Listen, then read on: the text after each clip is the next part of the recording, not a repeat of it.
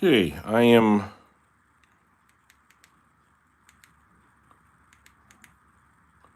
live, and I think I'm connected. Okay. So we'll get started here. Get dressed up and ready to go. And lots to do this morning.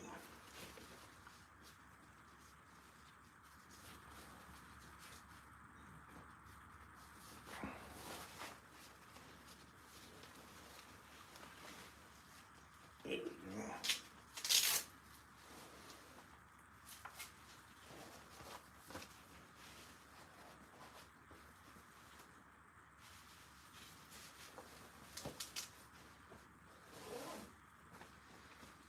Good morning,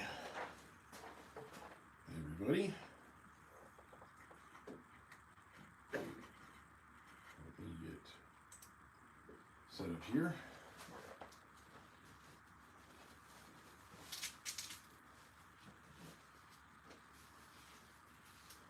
While we're waiting for a few people to get in here, get my apron on and so forth, and straighten out the camera a little bit.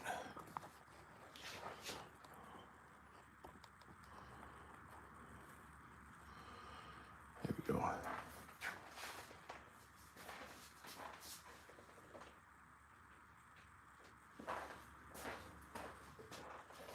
Okay.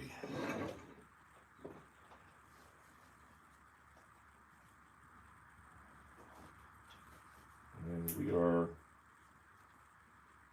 live. And let's see what's going on today. Let's see if anybody's watching. 17 people in here. Great. If you please let me know if you can hear me. I'd appreciate that. So if somebody in the comment section could please write, can you, we can hear you, or yes, or something, that would be really helpful.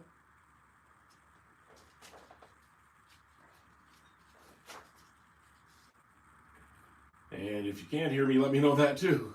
I guess that you wouldn't be able to say that. Meanwhile, I'm going to start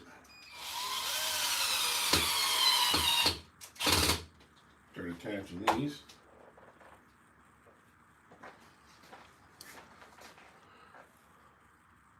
So guys, can you hear me okay? I don't think I'm muted anywhere.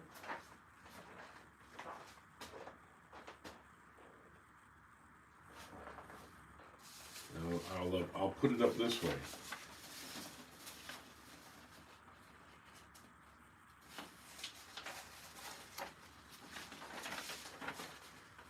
Can you hear me?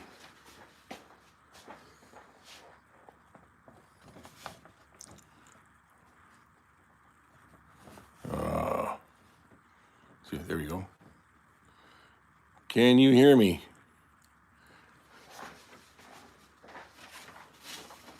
Please, somebody write in there, say yes or no, or speak louder or something. Please write something in the comment section. I appreciate that. It helps me a lot. Otherwise, I'm standing here talking to nothing. So please feel free to jump into the comments and write hello or hi, I can hear you, or anything. That would be most helpful. Otherwise, I feel like I'm talking in the dark here.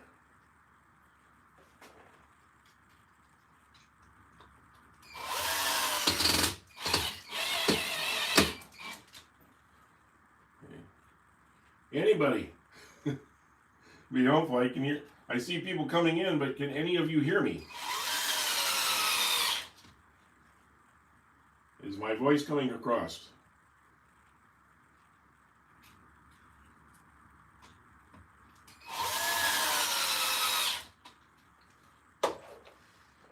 Gosh, let me try this.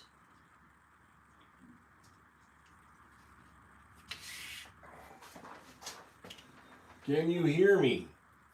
Yes? Can you hear me? Please, somebody, there's 56 people watching. Can somebody please tell me if you can hear me or not? Please write in the comment section.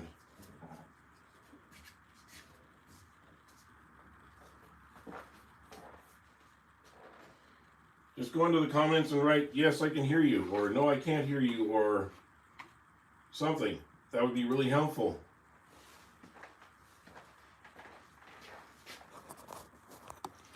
So far, I think you can hear me, but I can't tell.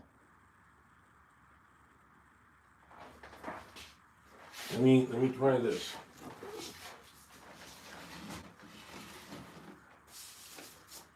Let me try this. In the comment section. I'll go over to the comment section here. All right.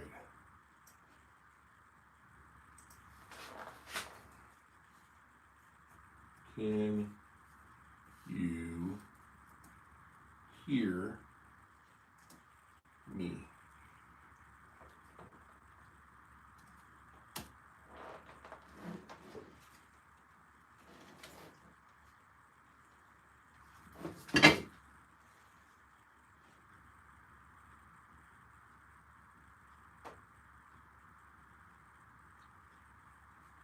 That would be most useful if you could tell me that. I would really like to know.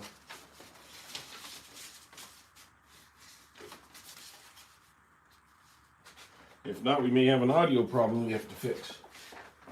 So, please do tell me.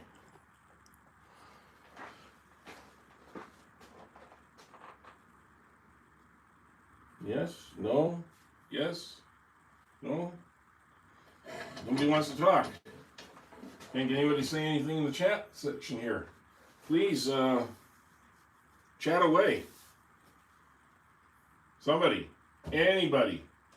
Somebody who speaks some English or Spanish or something, say, see, I can hear you. I'd really appreciate that.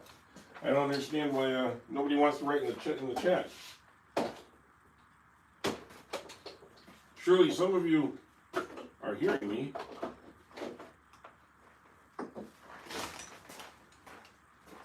Nobody's hearing me? Everybody's hearing me? Nobody's hearing me. I can't tell.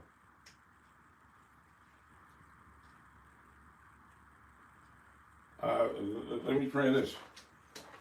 I'm going to say, see? No? See? No? Let me know. Can you hear me?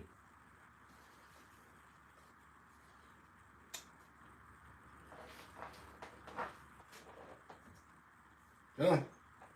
Nobody wants to say anything. Okay, well, I'll just get started and we'll just start turning and see if somebody starts to speak. Anybody, please get into that the chat session here and be the first one in here to leave a comment. I got to comment. I appreciate it. Hey, we're going to turn this cork oak bowl this morning, and I need to tighten this a little bit first.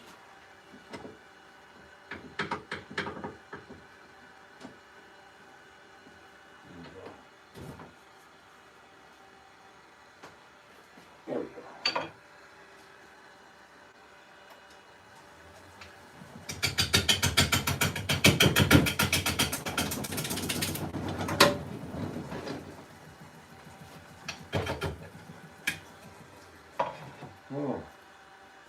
Oh, my tool rest kept dropping on me.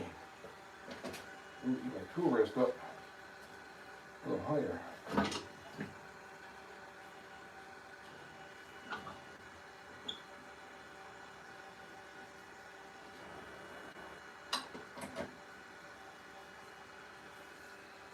See if I'm close to the center here. Right down the street.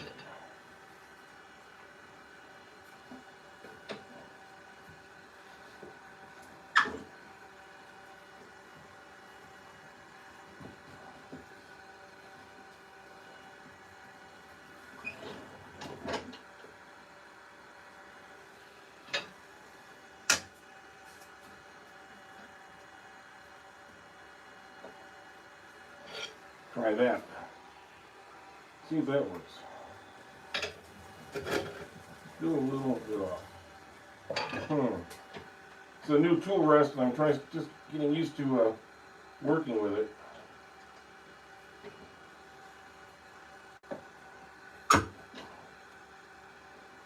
So I gotta make sure that I get the right spot.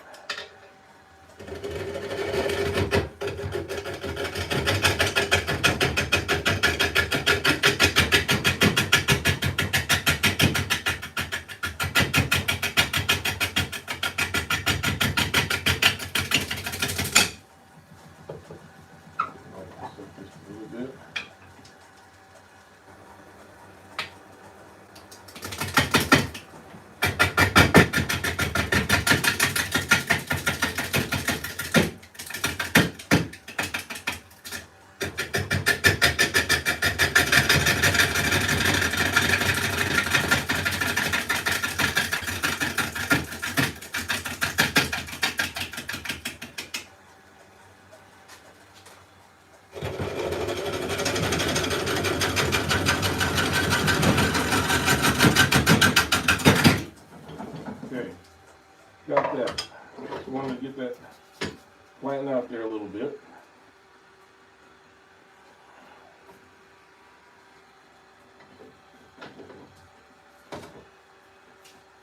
Okay, now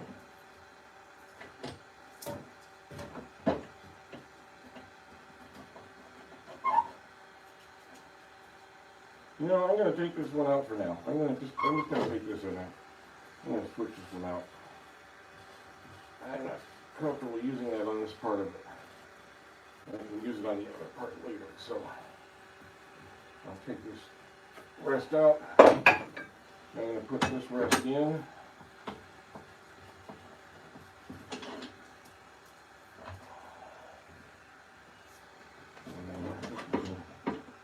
Utilize this one just a little bit better.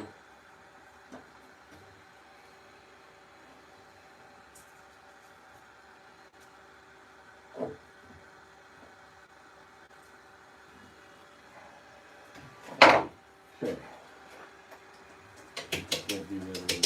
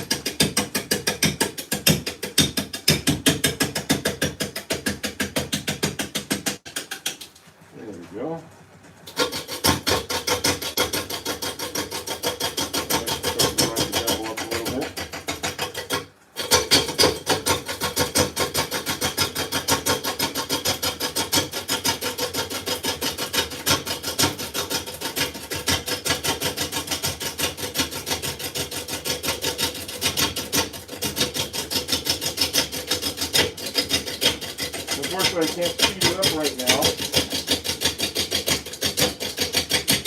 because it's a little out of balance. I want to balance it up just a little bit before we use the speed. Oops.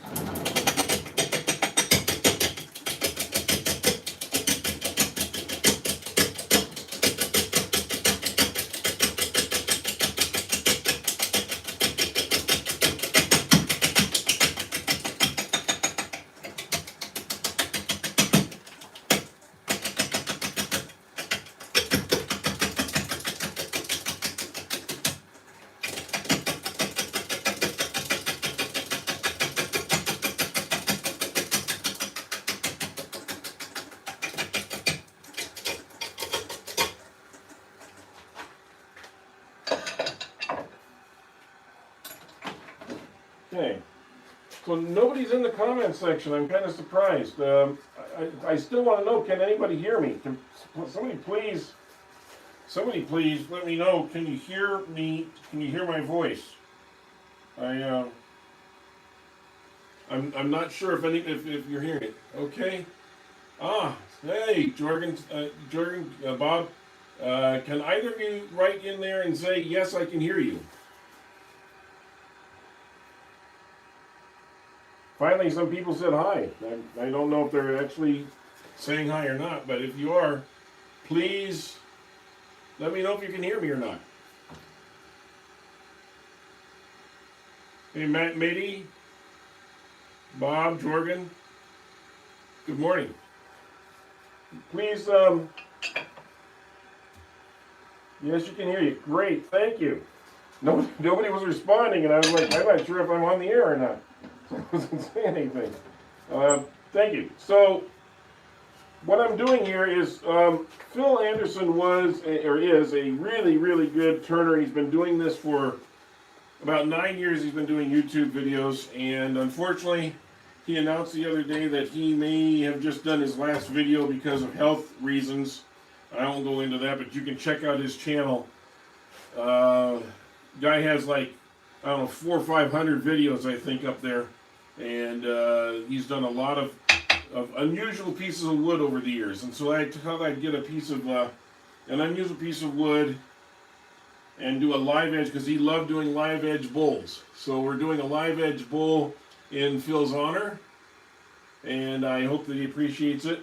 I'm not going to do it everything just the way he does it. I do some things a little bit differently. That's okay. We all have different skills when we're turning. But I did want to just kind of honor him, because it was a very sad day for me when I heard that he was going to have to hang it up and probably not be able to do much more work in the lathe due to health reasons.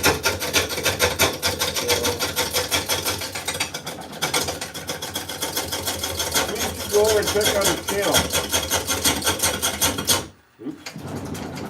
I'm sure it's going to be up there for a long time. In fact, he may still do the occasional video, but he's not going to be doing the weekly videos that he's been doing for years. That's a sad day for all of us.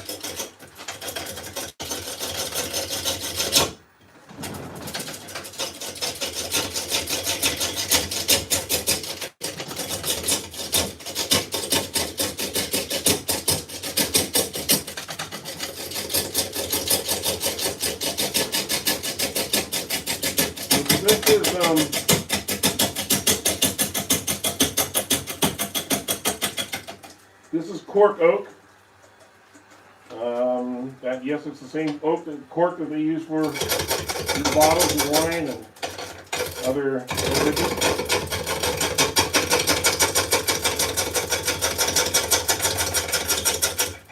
Yeah, I think I can turn up the speed now a little bit. Whoop. Still getting a good wobble here for some reason. Not quite sure.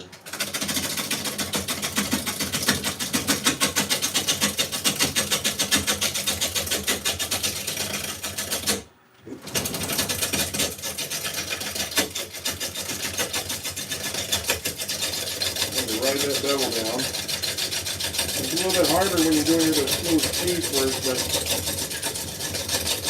you can't be picky when you get a piece of wood sometimes. This piece of wood was a little bit out of whack. So let's see if we can get it rounded a little bit now. I have to control the speed a little bit.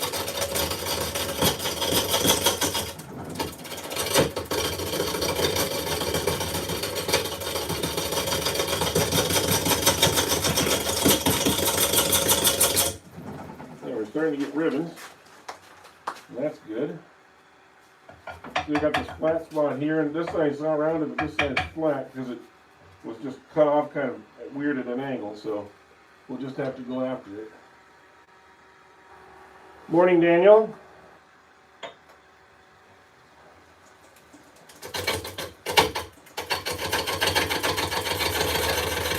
I want to go too deep at one time.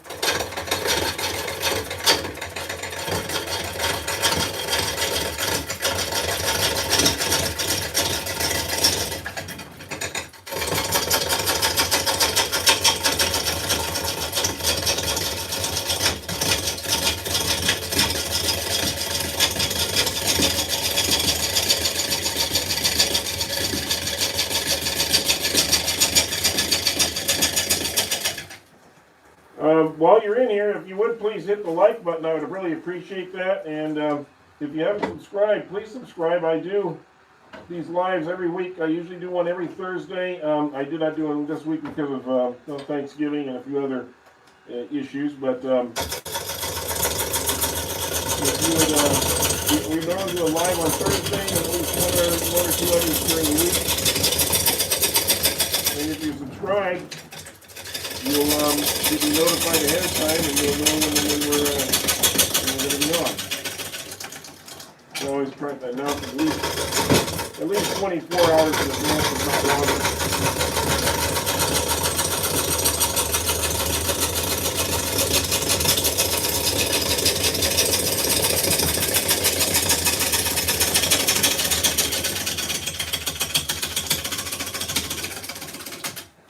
Okay. I want to make sure. Oh, well, there goes the battery on my helmet. I need to replace that, so I can do it real quick while we're talking here. So I'm curious, where's everybody from? What part of the country or part of the world are you watching from this morning? It's always fun to kind of see where our reach is and who all's in there. And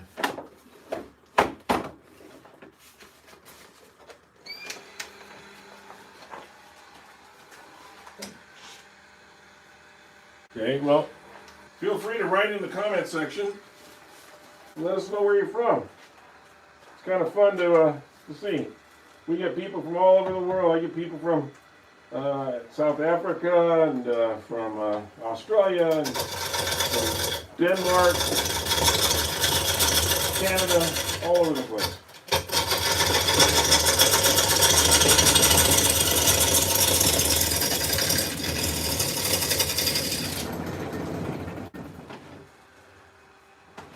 Yes, I know I need to get this fastened down, but I don't really want to put ton of holes in this beautiful workbench that I have here, so.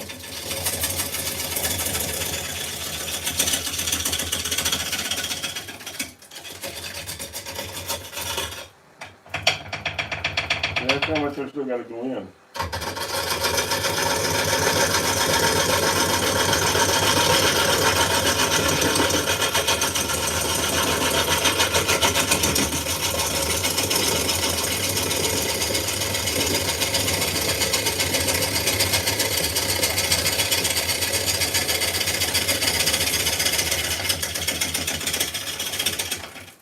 For those of you that are new to wood turning, it's always better to try and approach from the bottom and undercut this, because what happens is you're standing out here, you're going to go bang, bang, bang, bang every time this comes around, because there's going to be a void.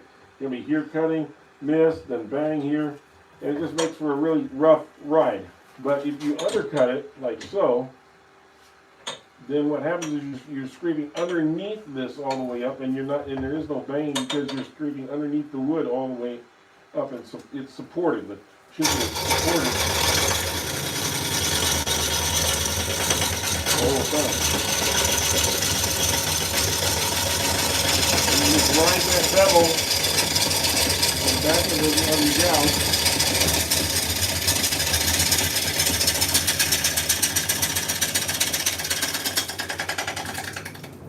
And of course, make sure that you're wearing some protective gear like I have here. I have my apron, and I also have my mask on so that I'm not going to get beat up. There's stuff going around, but we're getting closer. We're getting closer. This should start disappearing really soon. Once we get rid of that flat spot, we can move on.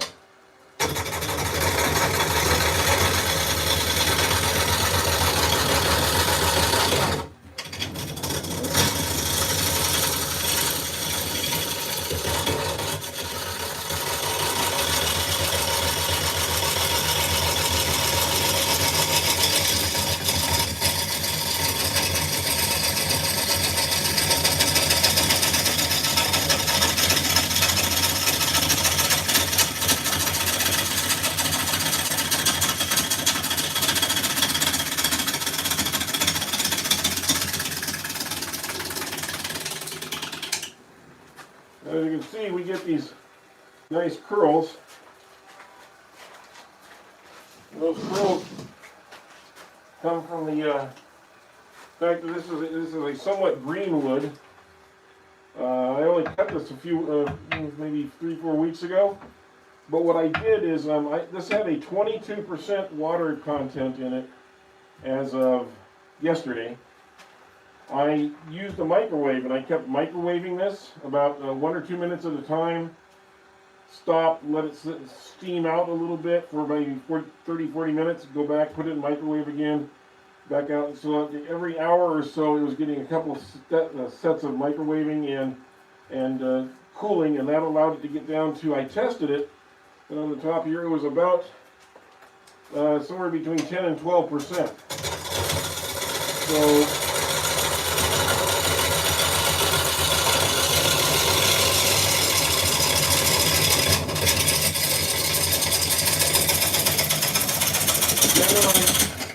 generally a piece of wood is considered dry if it's around 10%. So that's pretty good for turning. Should not be too much warpage in this as it dries after I turn it. There may be a little bit.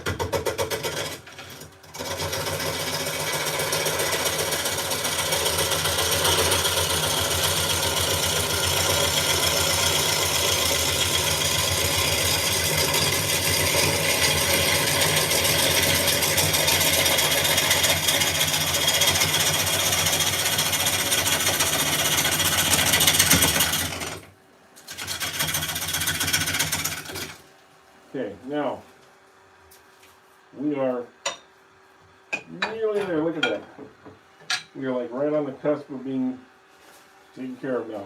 Now what we got to work out is this has a pith in it right here. This is the pith of the wood, and normally that's where everything cracks and falls apart, and that's where you have all your damage to your pieces. So we're going to be treating this as we go along, and I can feel it is a little wetter here than it was on the outside of the wood. Let's just get the thing to check it here. If I put that on here. Yeah, see now it's reading 22%. The ends, where I had it before, is 10 to 13%. But right here it's 22% because it is still very wet on the inside. So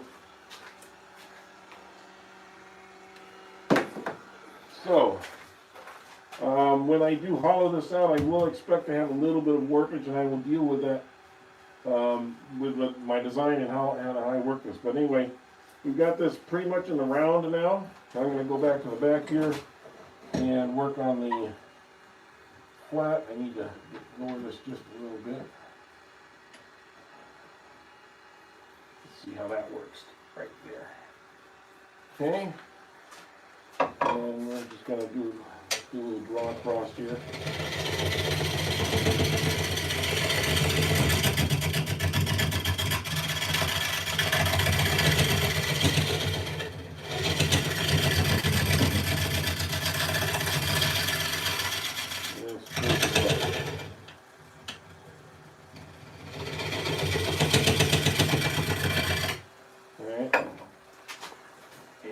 Take my scraper here. I'll get it closer.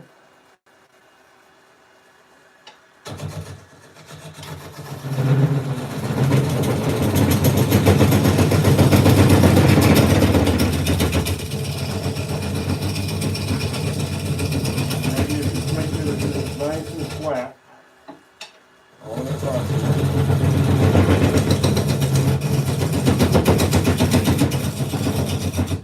getting a little, let me see here. Yeah. We are pretty darn flat. I can put this flat up against this. If I'm not seeing light through there, that means that this is a flat surface now. And now what I can do is I can go to building a tenon. Our next step in the process, right? I'm going to spin this up. Now I'm able to go faster now because it's a little more balanced, but what's throwing it off is I got a high spot on this side and a low spot on this side, so it's going to kind of be a little heavier right here than it is on this side. And that's okay, we will work with that. We're going to try and preserve as much of this bark as we can as we go forward. So let me see if I can get my tenon here.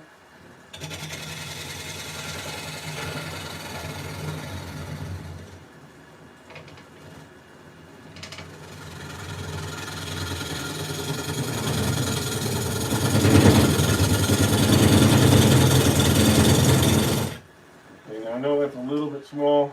I just want to see where, what kind of gauge where I'm at with that. In my cut.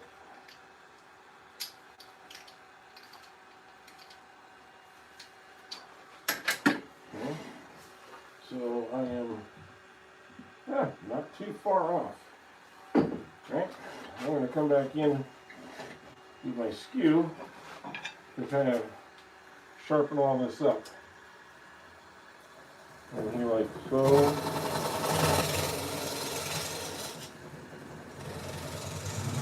Double off the inside.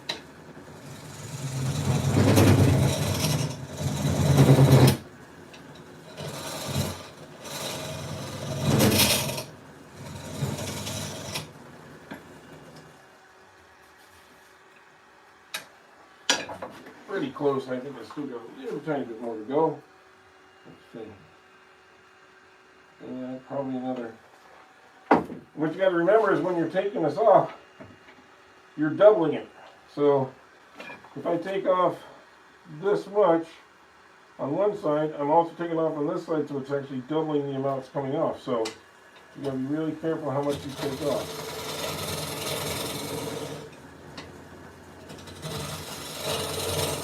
And you want to be nice and crisp. You want to be nice and crisp and a little bit dovetailed in this case. It's a little rough on the edges. You get that cleaned up. But now we're in there. Good. Okay, so I'll clean up the outer edge on this, and we'll be ready to sand and starting to sand this already.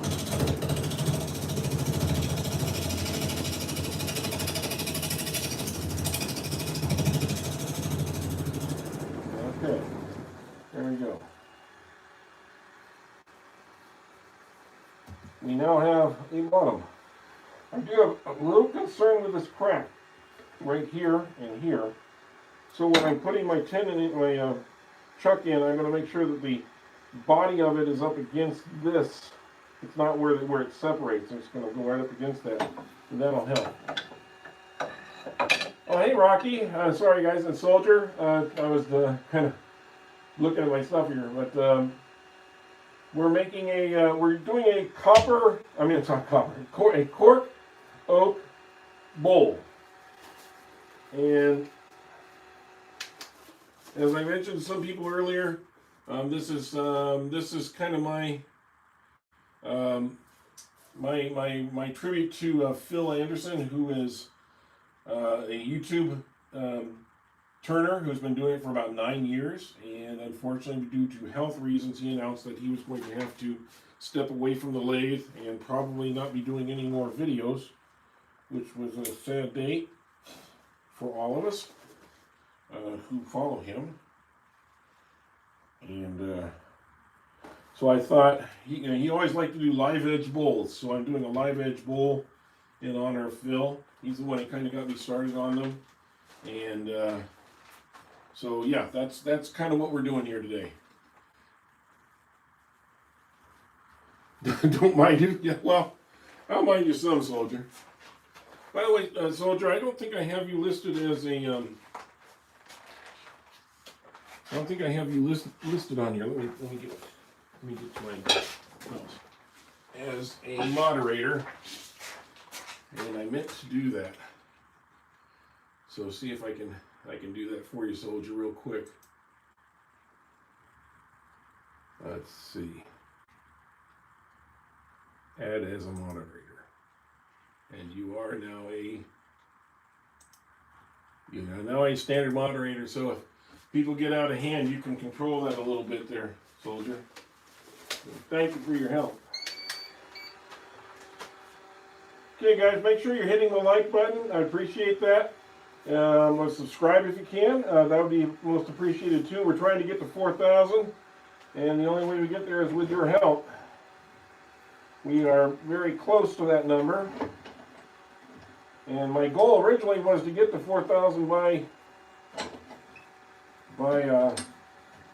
December 1st.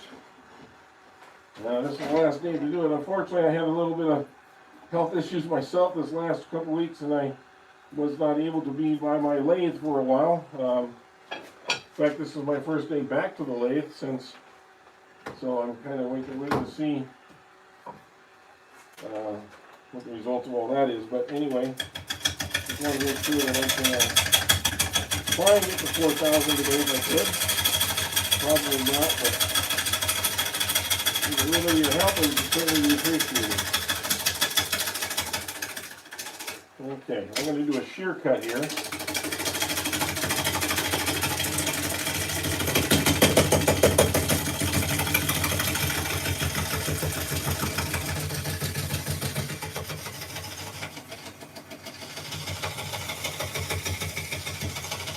A little bit of a lump right there.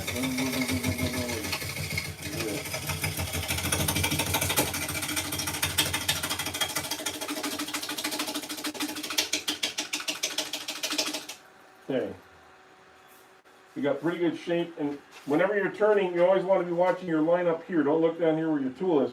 Watch your line up here, and you can see little spots like it's slightly raised right there. So I'm going to see if I can't.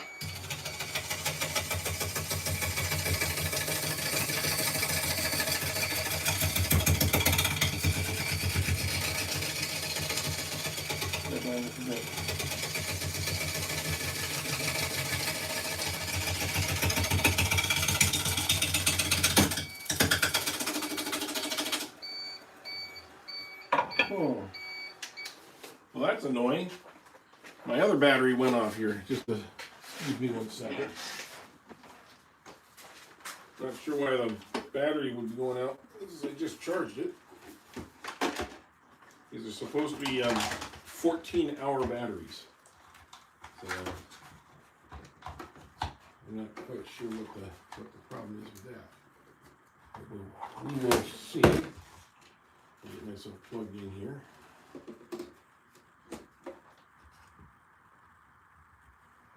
Alright, well, we will go on without that one. We'll wear a different shield. And we will persevere. So that's what we do. So, we have this pretty well rounded out now. Pretty much flat in there, that's good. Alright, so the next step is to sand. So let me get this on.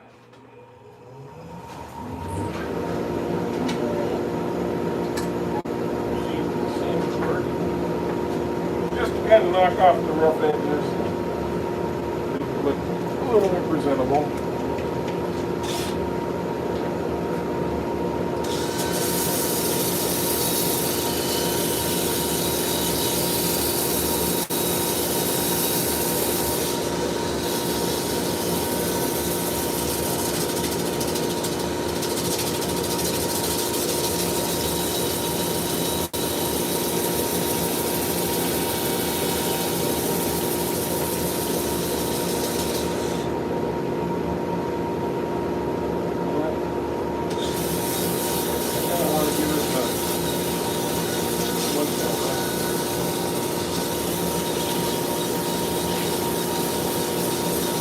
It's still pretty wet wood in places.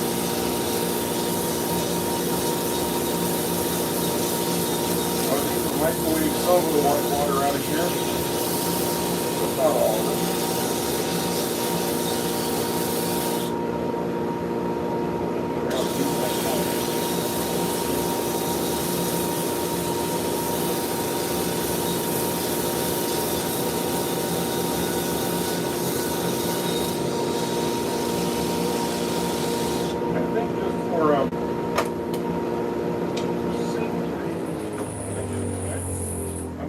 Put a little bit of glue in there.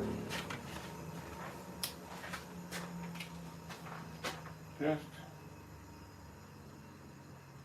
make sure that it's not going to continue to split on me.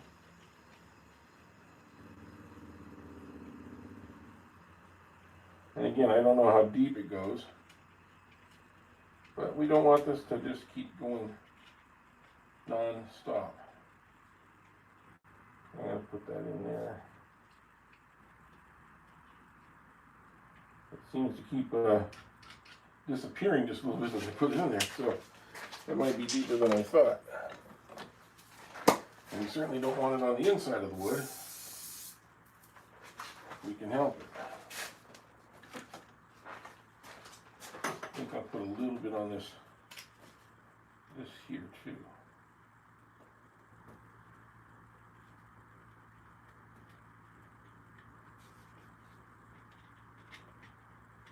Oops. And I don't mind if it gets on there a little bit right now, because we can sand and we will seal it, and it won't be noticeable later on. Okay, do that little squirt. Okay, I think we're okay on the other side. I'm not going to worry that too much.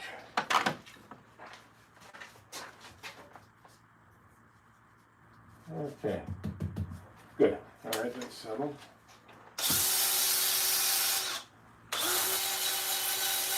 Turn the top of that a little bit.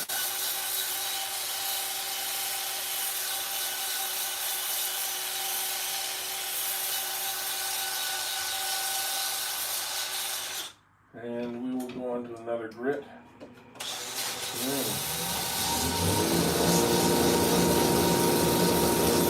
Try to make this as bad as cork is really soft.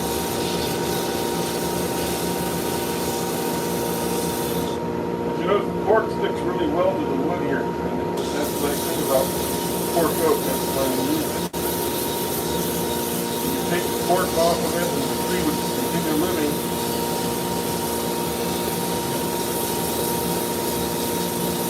So these trees would sit there for centuries, being useful for the wine trees or whatever, and at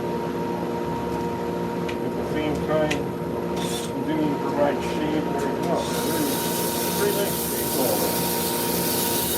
It was brought to our valley, mostly I think by the Portuguese, when they were in here and they started planting vineyards and so forth.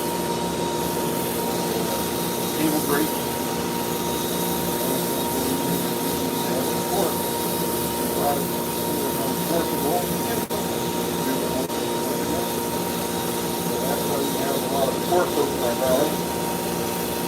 You don't often find one that's available, and I've been lucky enough to find two of them in the farm, and I've got quite a supply of it. And it turns pretty well. It has its corky side. It's a very hard oak. So on that side, that's actually pretty good. Not sticky. It doesn't have a lot of bug bites in it or anything, bug tunnels in it. So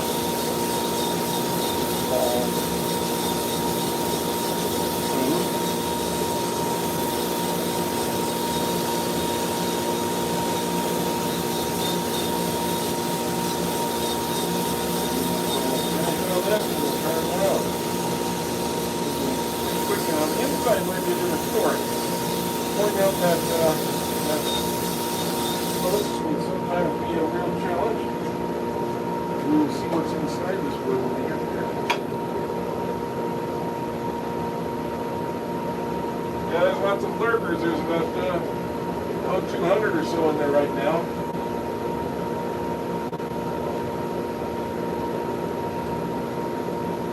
Oh, Craig's random.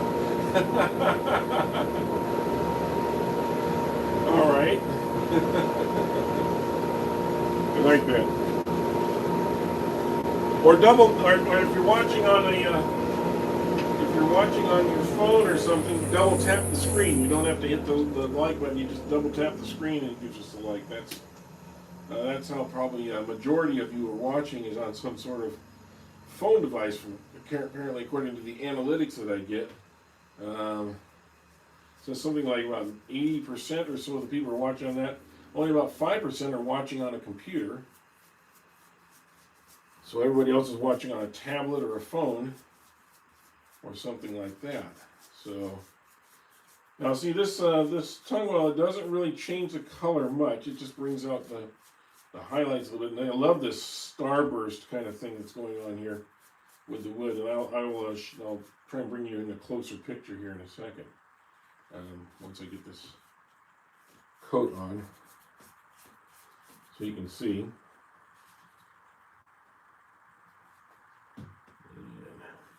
I like using the brush because it gets into all the little places that you can't get into with a rag, and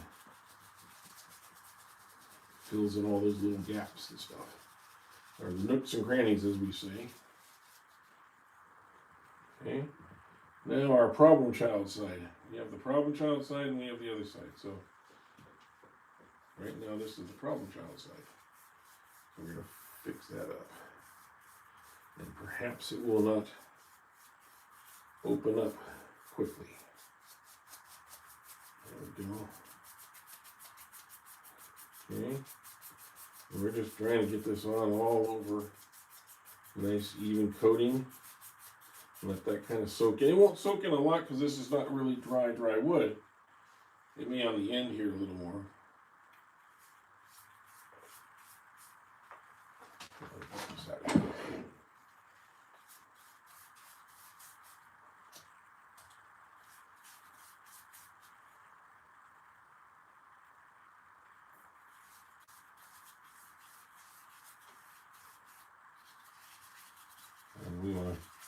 This strengthens as it dries, it gets into the fibers and it strengthens the fibers. It doesn't, like I said, it doesn't really affect the coloring, but it just affects the wood. It strengthens the wood.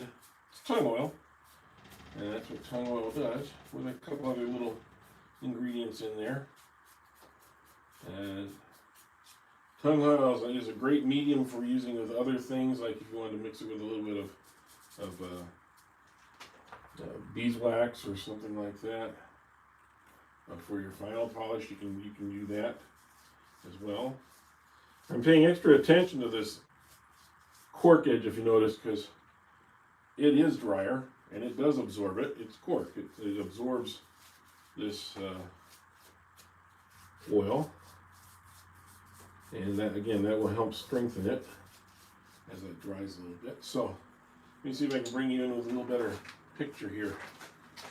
Here's my camera. Oops. You see what I mean about that? Looks like sunshine there in the middle. It's really pretty. So we're going to hope that stays put, and we can utilize that as we continue to turn. I'm only going to give this one coat right now. Normally I would give it 2 or 3, but I'm not going to bore you guys with watching me put coat after coat of linseed oil on something. I can do that off-site later. I'm just going to let this soak in for just a minute. Please feel free to get into the comment section here. I'd like to see some more people. Hi, Jim. See that in there? And Billy. And yeah, commenting does help. And I will enjoy watching the turning and trying to watch how you're doing it. Okay, well, if you have any questions along the way, please ask. Hi, Tower Time, and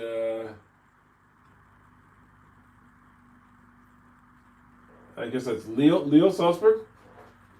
Gracias. Okay, we're going to just wipe off any excess here. The rest of it's soaking in. It's really getting a nice little bit of an amber look to it as we go.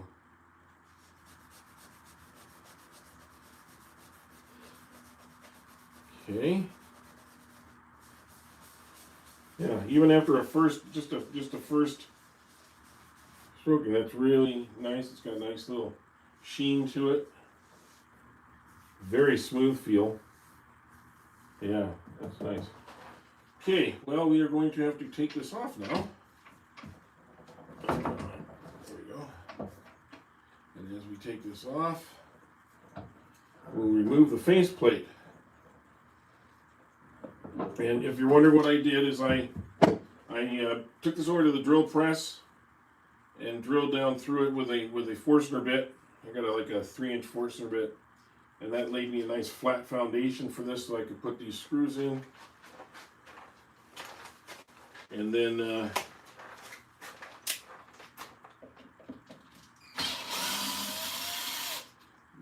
I really like using this. I know a lot of people use the nut, and Phil loved using the nut screw in the chuck. That was his go-to. For me, that's just not my go-to, because especially with green wood, I find that sometimes it just didn't hold the way I wanted it to. Dry wood much better, but green wood, it did not give me the hold that I sometimes wanted, especially on a heavy piece. And this is a very heavy piece of wood. This piece of wood is probably, because it is green, this piece of wood is probably in the neighborhood of 10 pounds or so when I started. So it was a pretty hefty little piece. I don't want that flying off on me. Okay, so we're going to put the chuck on. Little chuck. And we're going to turn this around. We're going to put this side in. And we will tighten down. Now what we're doing is we're spreading out the chuck jaws. They're spreading outward. Okay. Now I'm going to hope that I got it, that it's nicely centered. I'll turn it on very slowly, and we'll see how we're doing. A tiny bit off. I'm going to see if maybe that's with how it's setting in there. Just the tiniest little thing can make a big difference. And I also want to make sure I watch those jaws too for where the crack is. So.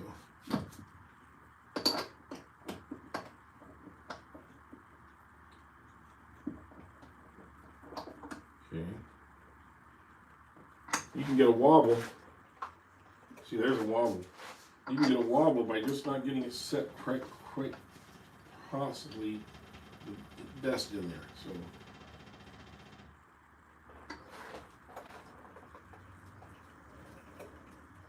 That's pretty good. Okay. It's almost never going to be 100%.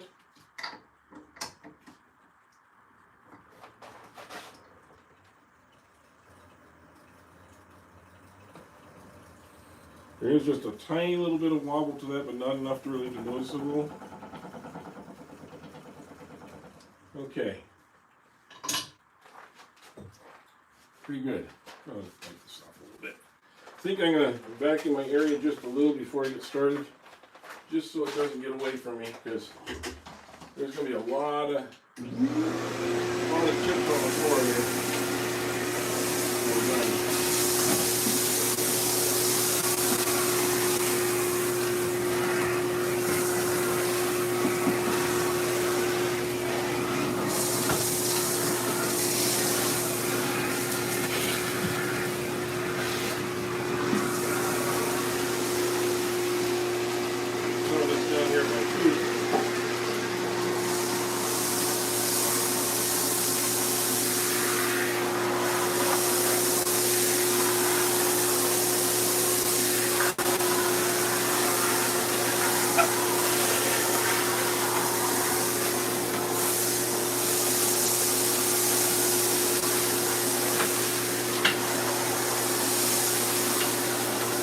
lots of curls.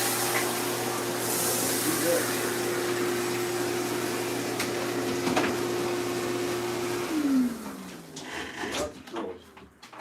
But that's okay. It just means that the wood is cooperating. And it doesn't always cooperate. Catch a little drink here.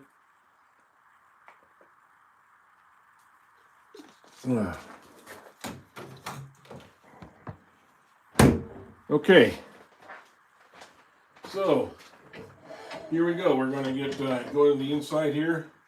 This is the fun part. This is when things can come flying off.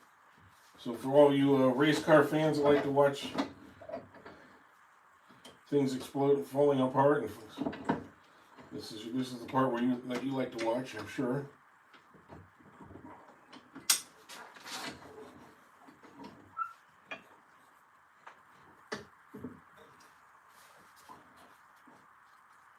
You're going to make sure that I'm clearing. And this is kind of a testy part because you want to be close enough that your tool isn't chattering, but you don't want to be too close. Okay, let's start with that and see how that goes, and we'll work our way around from that. Okay.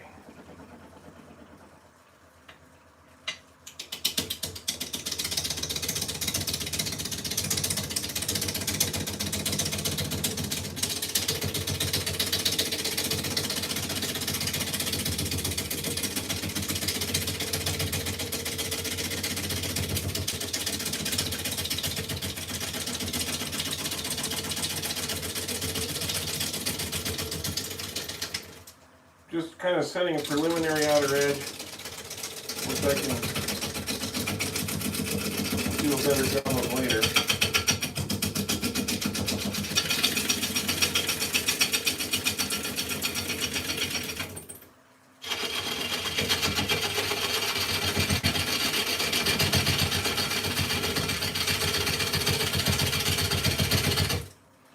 This is cork, so it's very irregular. Right now.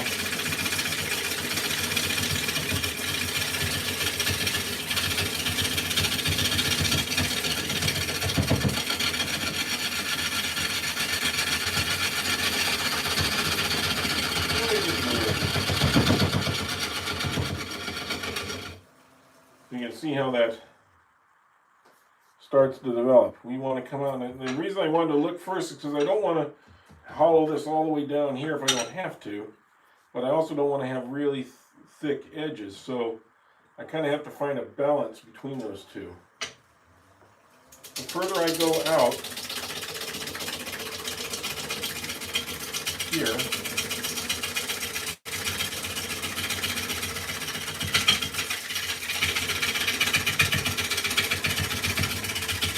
further I go out like this, where I go out here, I'm also going out here, which means I'm diving down, which means I'm going to be going, it's going to have this scalp look down here. So I got to be really careful how much I take off. I also don't want to make it so thin that you don't see this part, because that's kind of the interesting part.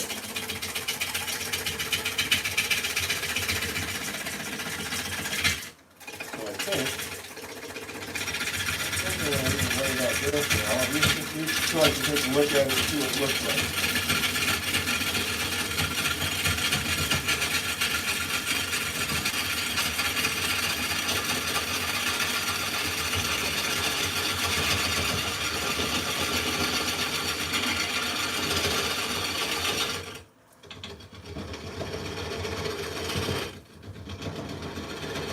I think I'm going to need to sharpen up my gouge here.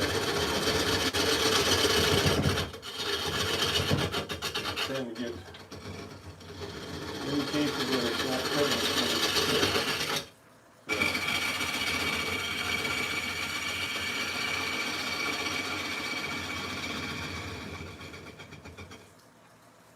I think I'll go over and, well, pretty sharp on that side, but not on this side. So let me go sharpen this up just a little bit.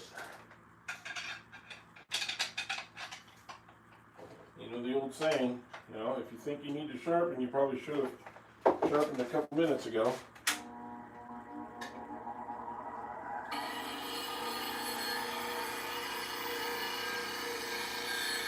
Fortunately, I've got it set up so it only takes me a few seconds to do this.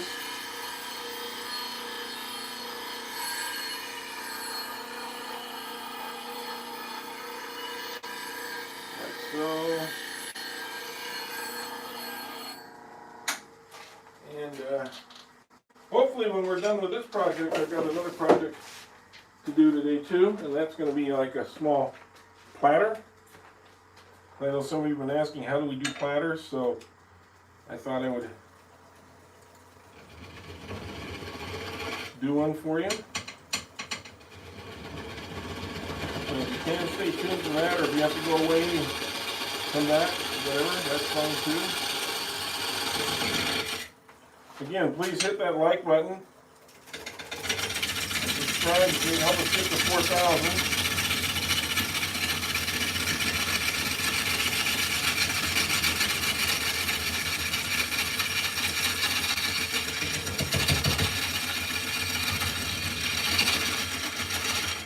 Now, some people would take a Forstner bit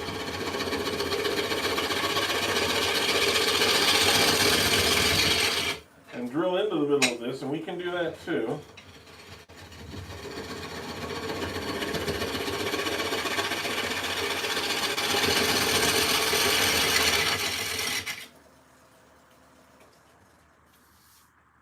I'm not a huge fan of using the Forstner bit, but that might be what we do in this case. Hey Michael, I'm doing something only semi-sketchy. This is for Phil today.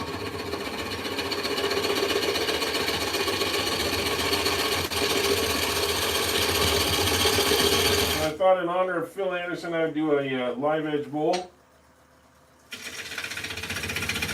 That was his favorite.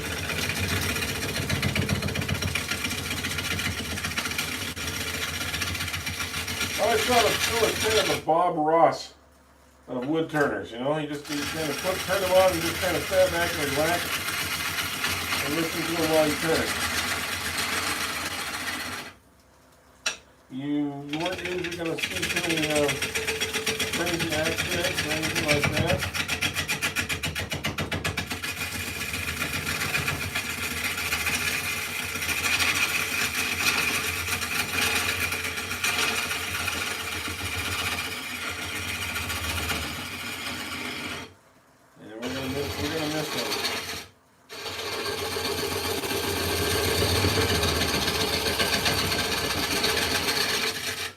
I'm going to miss him.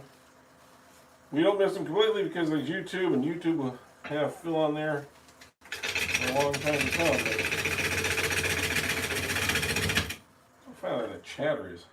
Oh, it's because I'm coming off the edge here a little. Okay, I wasn't paying attention.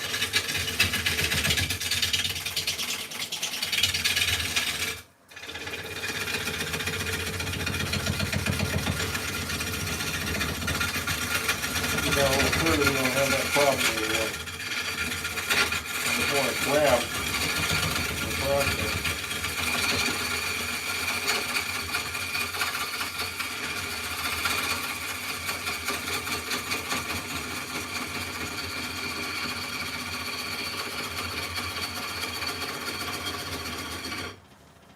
Gotta love green wood, huh?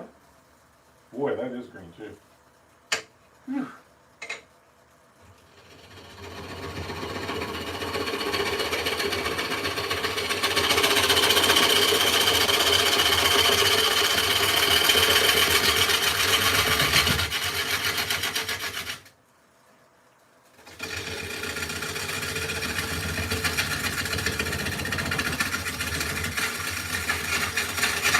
Will be an all wood, no more cork, so that'll make it really easy to decide where we're at in that turn.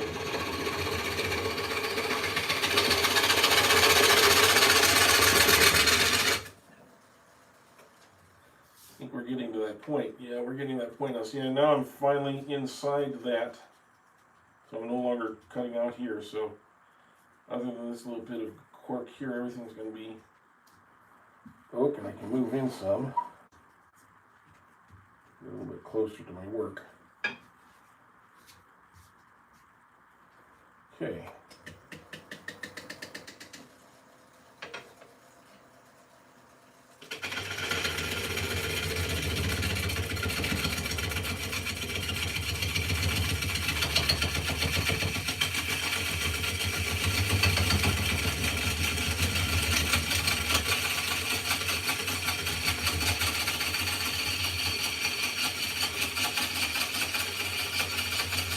This is where it will start building the scallops pretty quickly.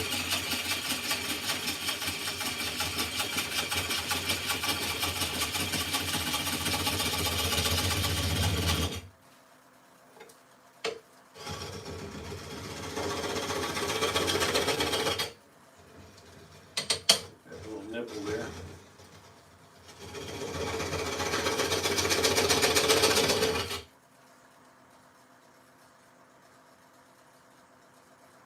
Yeah, I know Chase well. And welcome, Chase, by the way.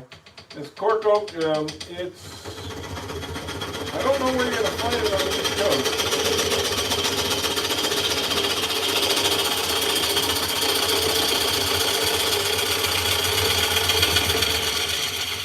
Maybe check out some area where people from Spain or Portugal, mostly Portugal, ancestors landed, because they usually brought it over with them. You can get over here.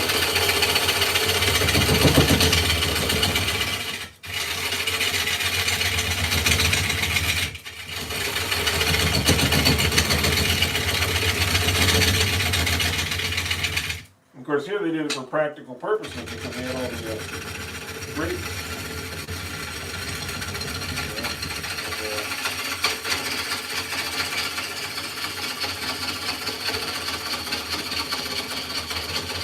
Really, cork was used for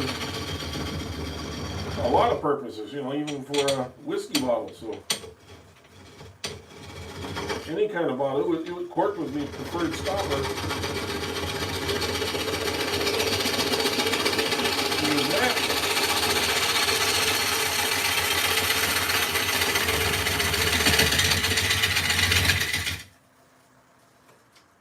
Of course, out here where I live, olive is very popular, because we had a lot of people that brought olives over from the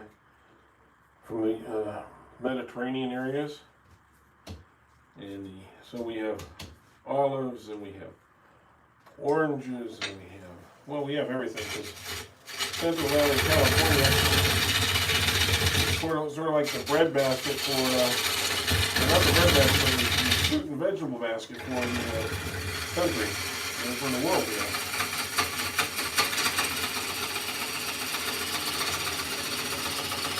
Almonds and pistachios, several kinds of peaches, oranges, citrus of all kinds,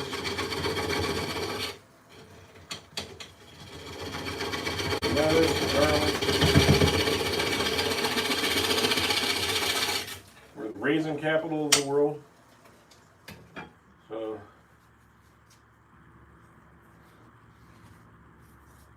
There we go.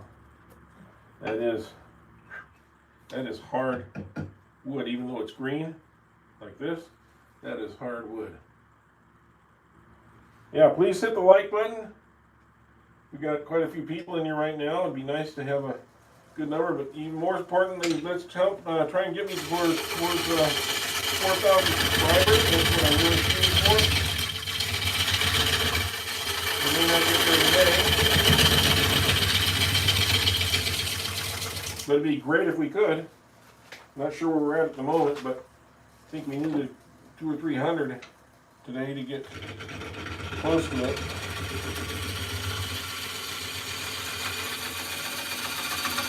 That would really be nice.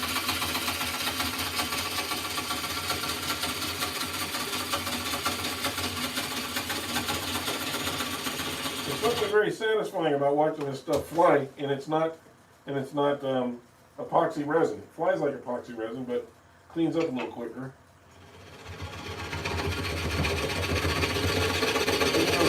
line.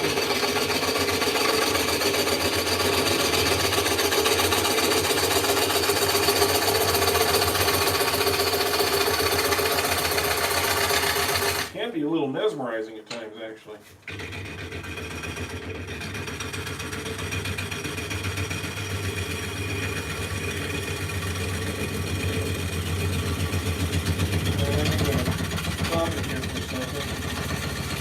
See what it's looking like, because I'm getting a little some banging here. I want to see what we're getting into. Also, I'm starting to go in like this at an angle. I need to straighten these sides out a little bit. Otherwise, I'm going to end up with a bottom that's like this big around. I don't want that. I want this to be a nice, large bowl. So your natural tendency is to continue to go like this instead of getting in there and really digging that out and getting that into proper sizing. In fact, I think I'll use my carboy. Yes, Mike, I'm using a carboy. I'm going to use my carbide. I'll come over here. I could use a scraper because that's what a carbide is. Scraper.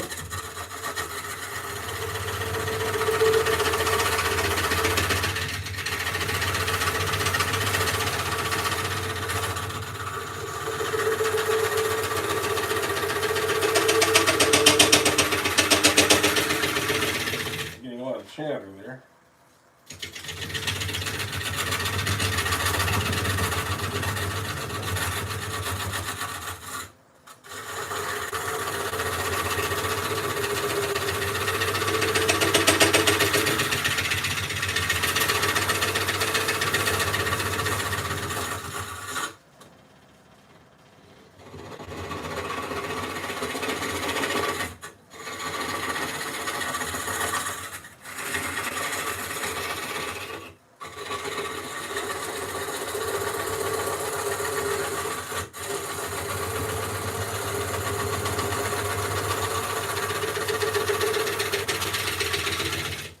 See how it's going now.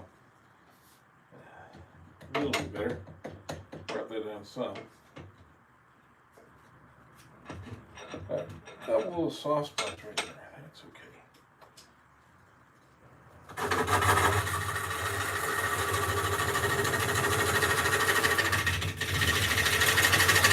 Anyway, I probably need to actually kind of almost over-exaggerated.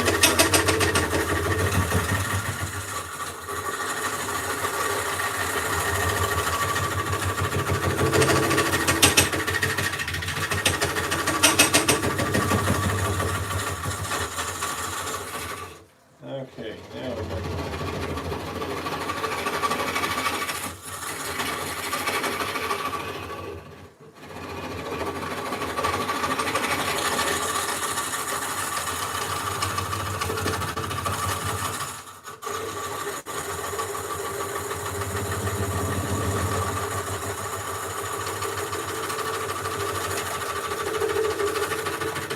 there. I think I've fixed that issue a little bit. It's still a really thick wool, but then again, this is green. It's going to curve some. Let's see.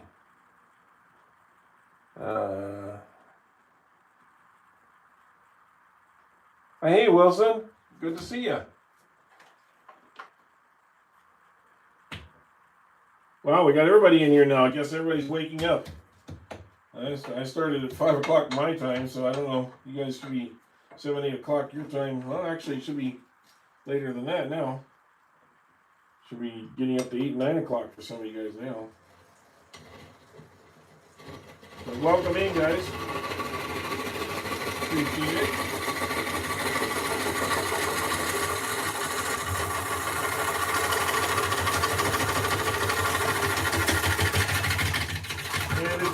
And if you haven't before, please check out some of these guys. Check out New Beginnings, and Mike Wilson's got a new channel.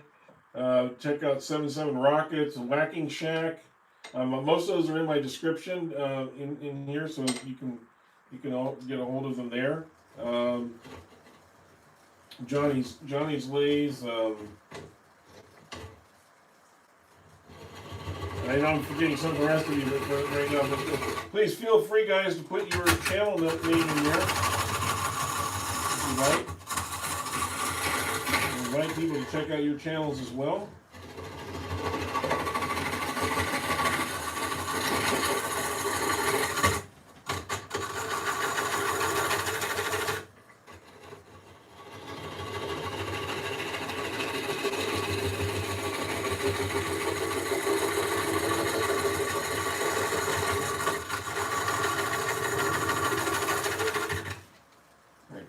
Okay, we are about just about getting to the halfway point of this bowl. So now the fun stuff begins. But I want to check my tenon, make sure I'm nice and tight still, because like I said, that is green wood, and we don't want to have any issues with that. I can get in here a little bit more, and then I'm going to have to switch to a different. Yeah, I'm gonna have to switch. I'm gonna have to switch out my tool rest while I got the chance. So, talk amongst yourself for a minute.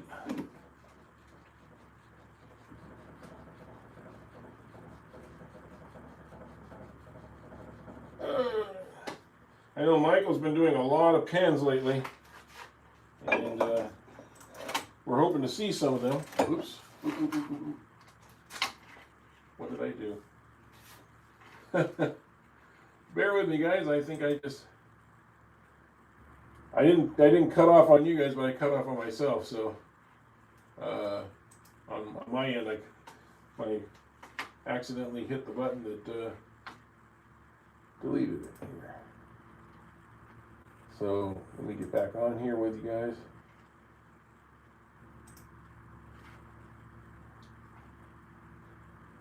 Yeah. I gotta watch my own commercial even. There we go. Okay. All right, we're back. I'm sorry about that. All right, so now what I'm going to do is I'm going to get my other rest on here and see if that doesn't help. Let me get into the corner a little bit better. Let's see. I'll use this. I like to use this one.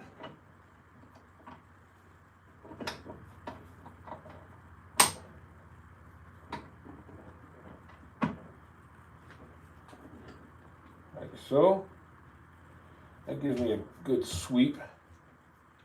Yeah, that should be pretty good. It's not my favorite tool rest, but it is handy for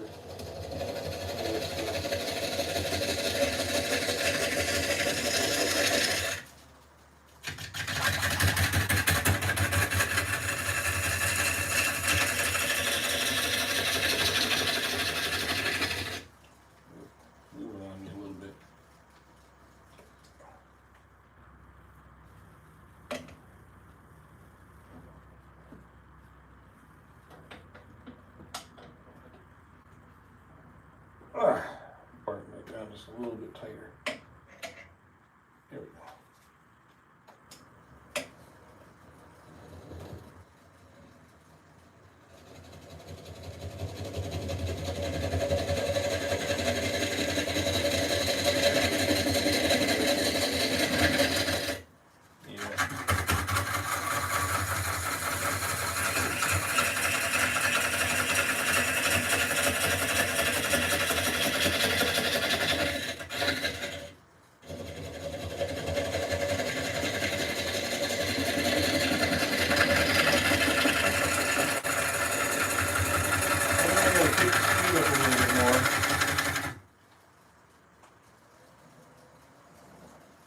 There. Pick up that speed a little bit more.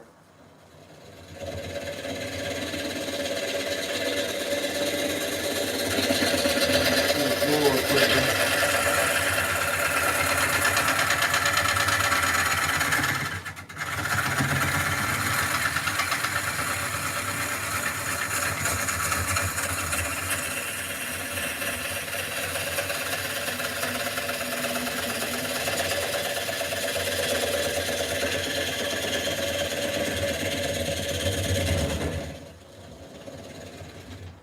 Getting some pretty fat ones there.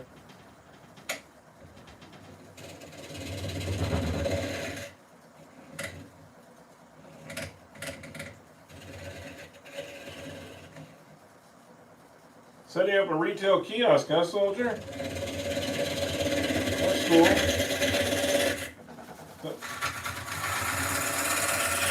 Maybe it's that time of year.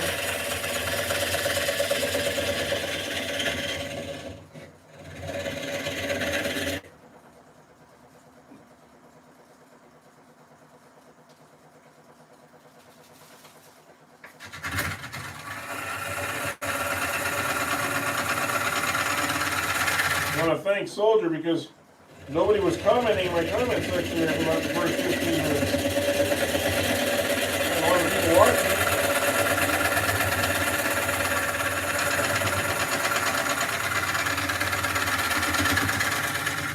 But nobody commenting. Get this cleaned out.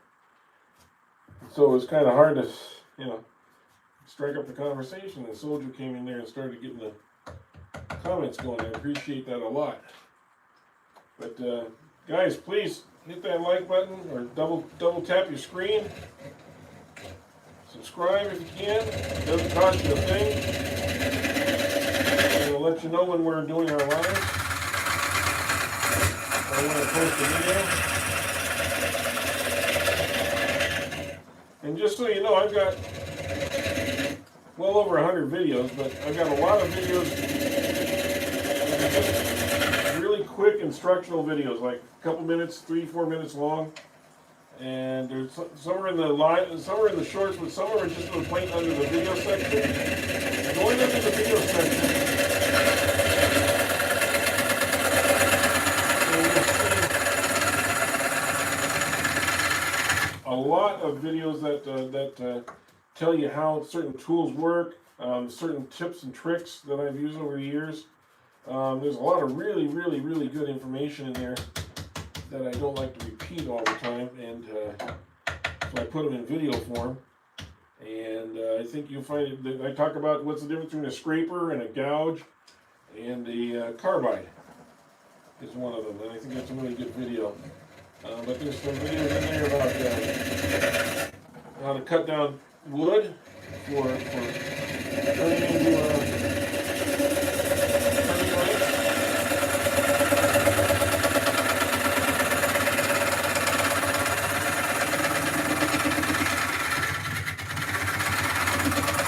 I'll show you something I was processing yesterday.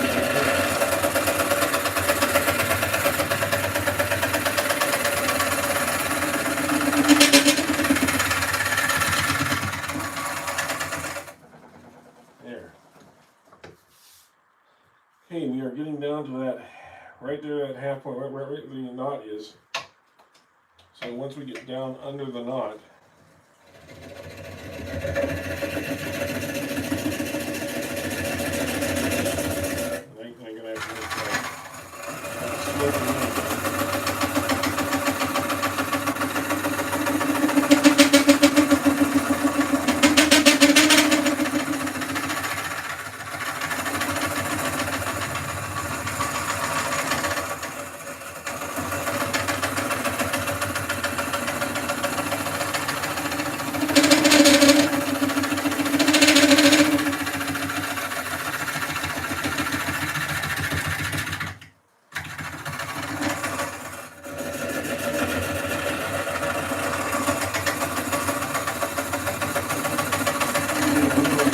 here.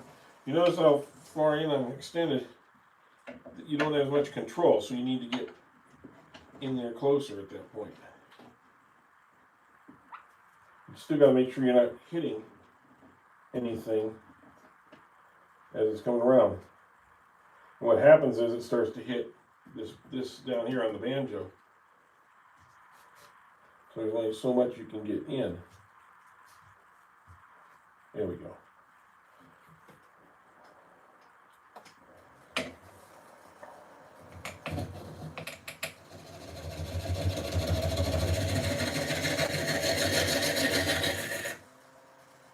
Jeff, look at your calendar. I'll take you up on the offer of tutoring. Hey, soldier, anytime. I'm busy on.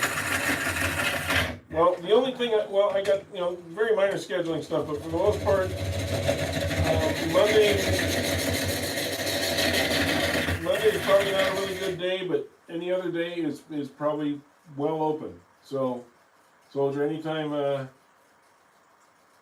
you want to go over some stuff, yeah, just give me a buzz or contact me. And we can, there you go. In fact, Mike, you've got my phone number. I think you could give that to Soldier if you guys are connected. Here's my cell phone number.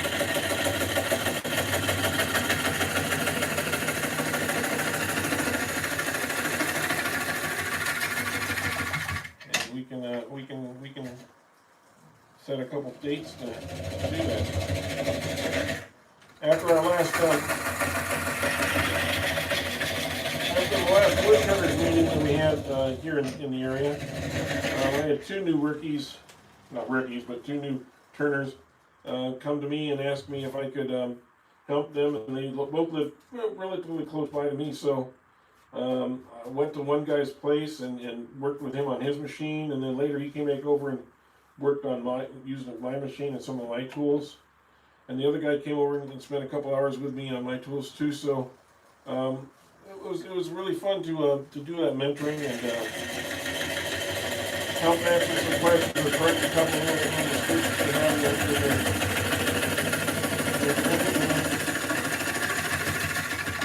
One thing I always tell you about mentoring, guys, is that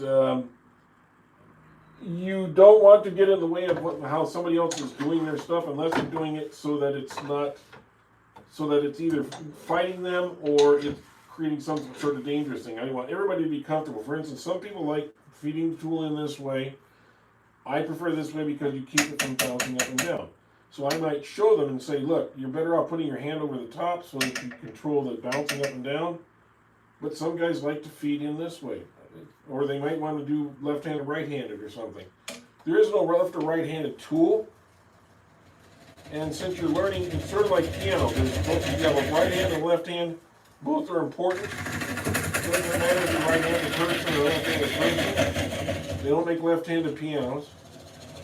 And they don't make left-handed lathes. Although, they do make lathes that have reverse on them, and you can. This lathe could be set up so that this is on the other side, and I have it turning the opposite direction. I'm standing on the other side of the tool. It'd be kind of awkward because I wouldn't be able to see my gauges, but you could actually turn from the other side.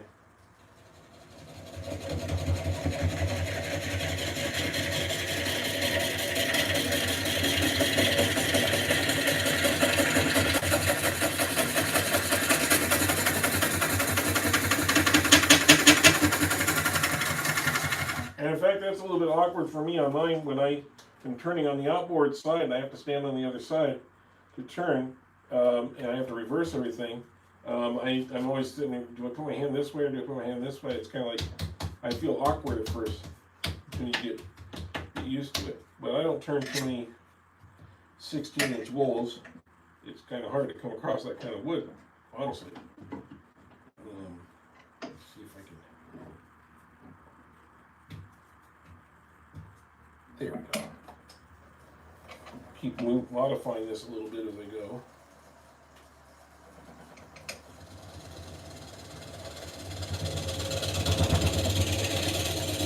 See, if I can't get my hand all the way in there anymore now too.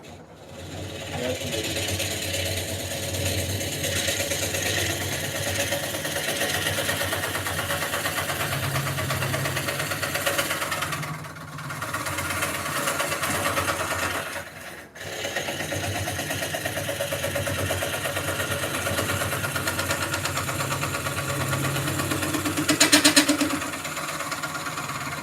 Everybody has their own way of turning, what they're comfortable with, and I don't like to get in the way of that. I just want to make sure that they're using the tools properly, approaching the wood properly. Those are the kind of things that I show more than anything else. Is, from a safety standpoint, I don't want to be unsafe about it. This is starting to really shape up nicely now. Okay, Soldier, we'll see you in a few minutes. Come on back and we'll show you how we do that platter.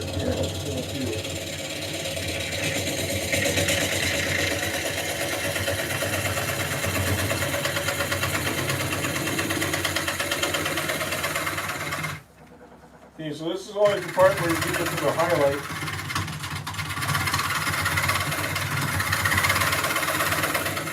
You're going to get the YouTube highlight where something snags and it goes flying off.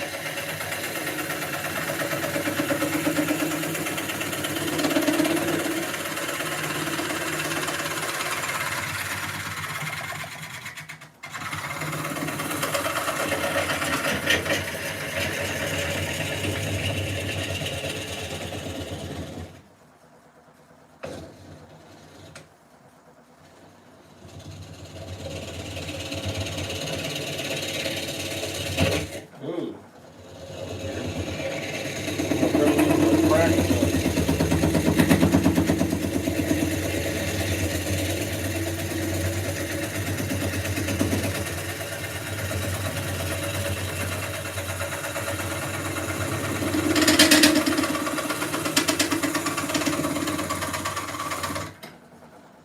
Yeah, I need to see what this looks like. What's weird is when you're looking inside this and turning, it looks like you're way down in. And then when you check it, you're like, oh, I'm only about here. So I've probably got another, 3/4 of an inch to an inch to go. And we will be through. Look how much dust comes out of that. Okay. See if we can get another 3/4 of an inch out of here.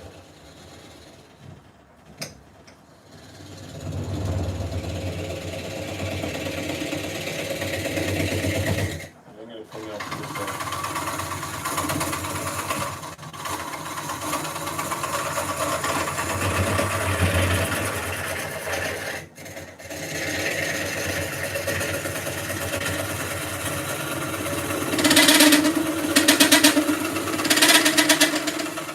Yeah, rattling is because my tool is so far away from the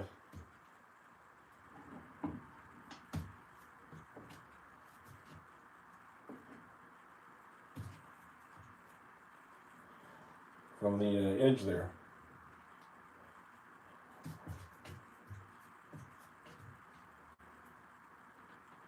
There. Make sure I'm not hitting the cork here.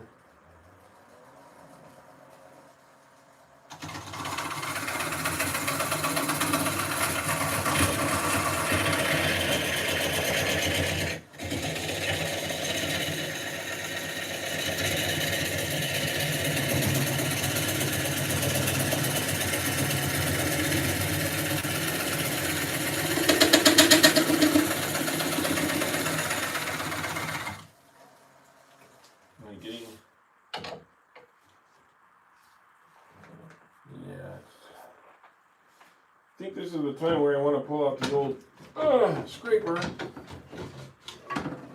This scraper here. And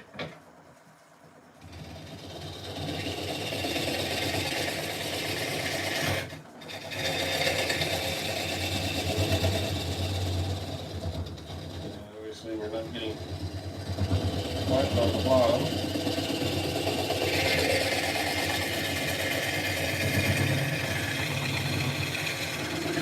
I'm sorry if I'm kind of in the way here a little bit, but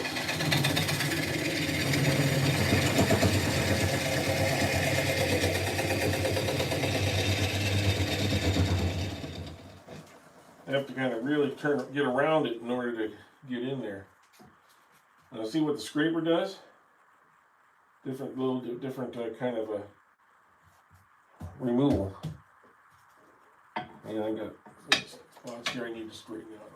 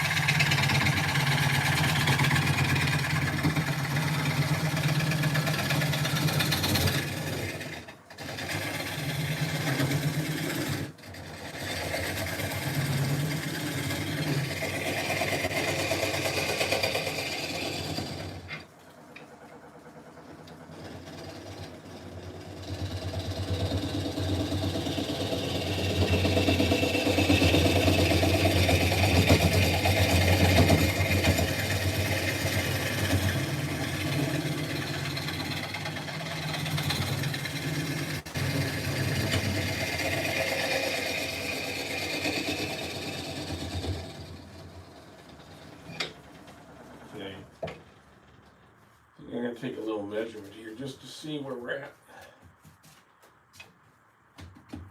I think Phil would like this bowl. And we're getting down into that part in there. So if this is about where the nut is, yeah, we're probably right down in here. So I think I just need to straighten that out a little bit. I don't think I need to go much further in the bottom.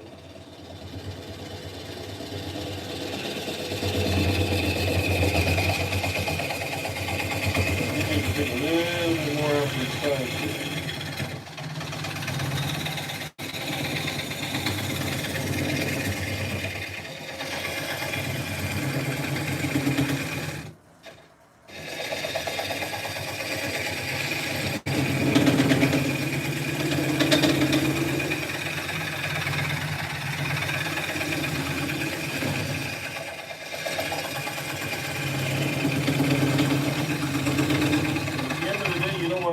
Heavy wool.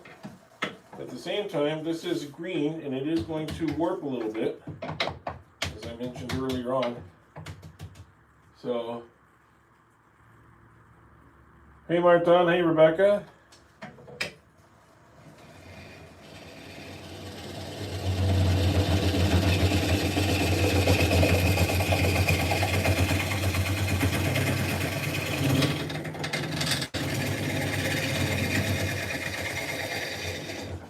Don't think I've seen Robert G in here this morning.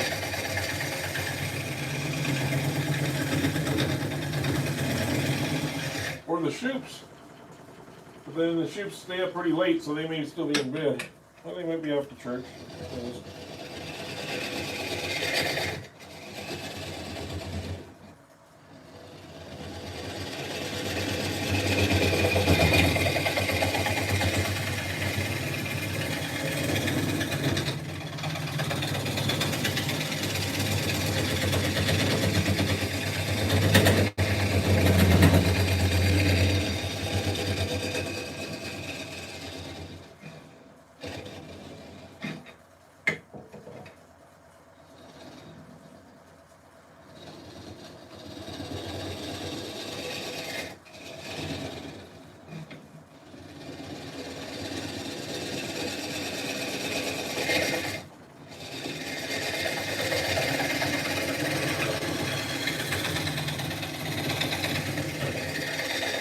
Nice thing with a scraper is it doesn't catch very often. You can really remove a lot of wood while it's smoothing at the same time. That's what I like about it. And it's a bigger blade than a carbide. A carbide, you have always such a small cutting surface that you're cutting all the time, so it really kind of, yeah. I think we're pretty close to right here. I just want to clean things up just a little bit.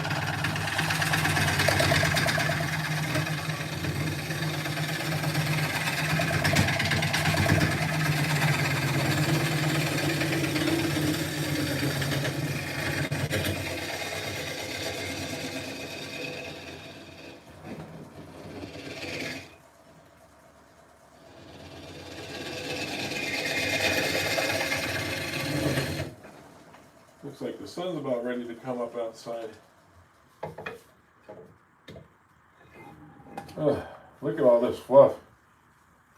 And it's wet fluff.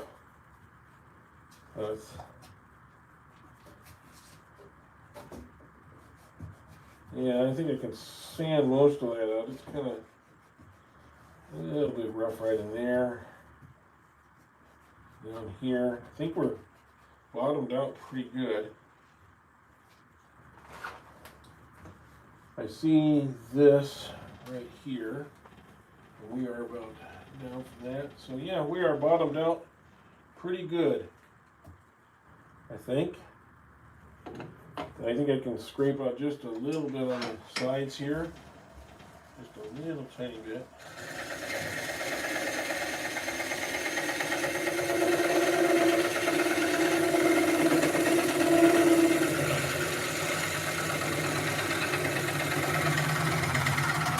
Whoa! Didn't want to do that. Didn't want to do that. We were so close to the end. Didn't want to catch.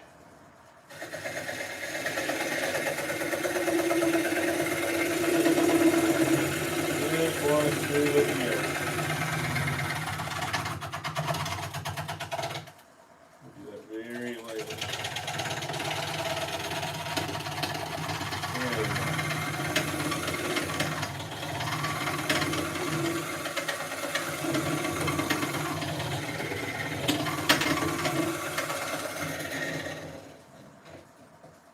Okay, I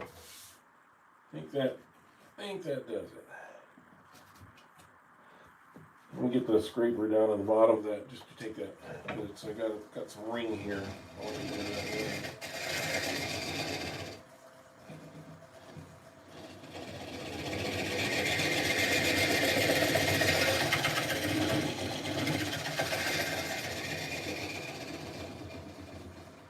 There we go. I think that got that. Yep. Okay, got it all cleared out. All right.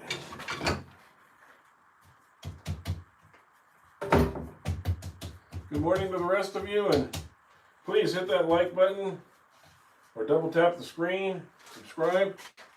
Would really appreciate it. Really helps the channel out. Whew. Let me get some of this. Oh, removed all of this from the inside of that bowl. Fortunately, it's only oak. It's not some priceless piece of wood, but if it was, a coring system would be helpful. And I think 77 Rockets is going to be trying to use a coring system at some point. Or one of our other friends. They are not cheap, but they do save you if you got some really expensive wood. They are really helpful. So,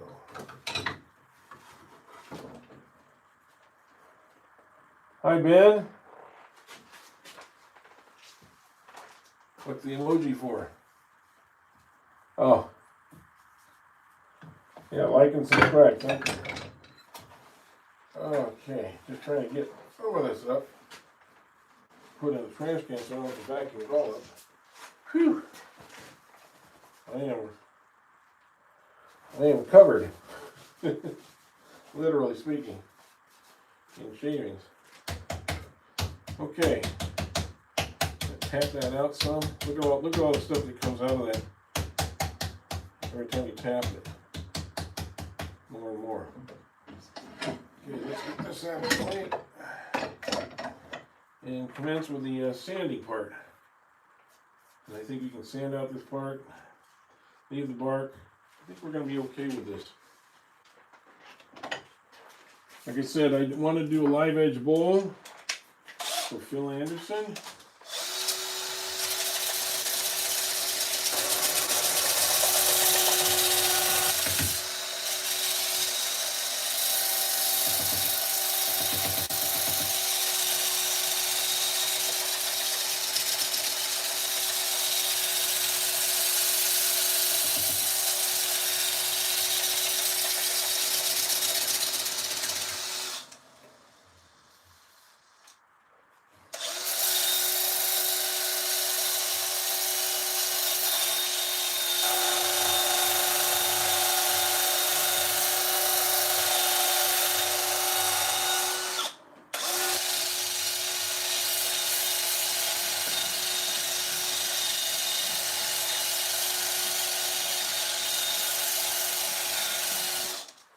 I should probably turn this on.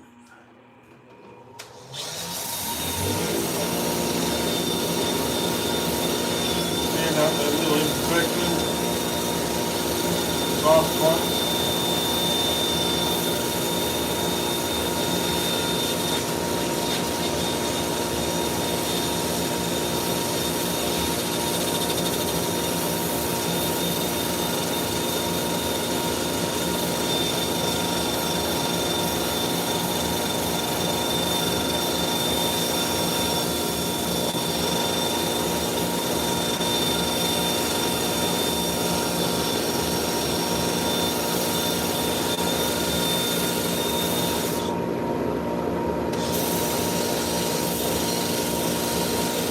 That is hard wood. sand that, and it just doesn't want to sand. This is with 80 grit. Using 80 grit on there.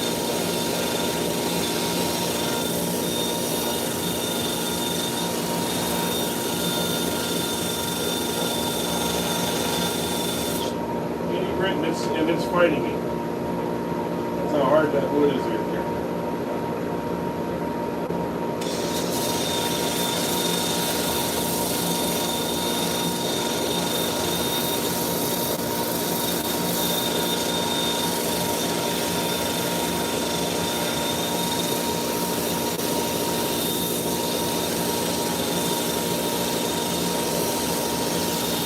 I'm not going to take a lot of sanding to smooth this down.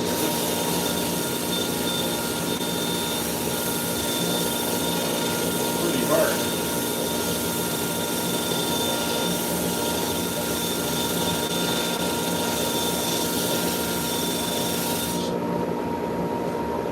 The good news was those cracks didn't come through on the inside that we were talking about right here and on the other side. They did not come through, and if while drawing this you don't come through anymore or expand anymore,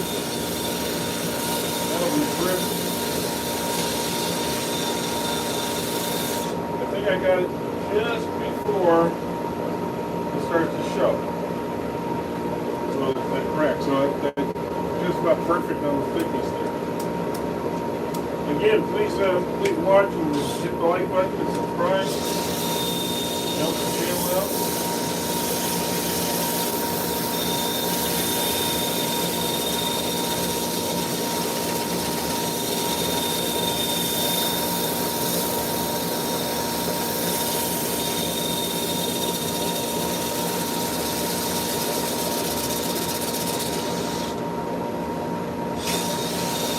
I'll show you what we do to the bark here just a second too.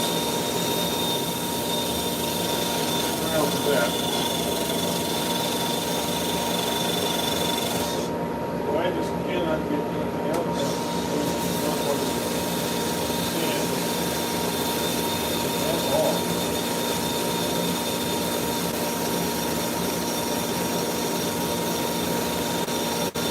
That might just be a defect of it. I don't know. That is hard as can be.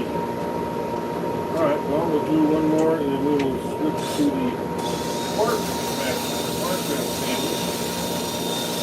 That'll go pretty quickly.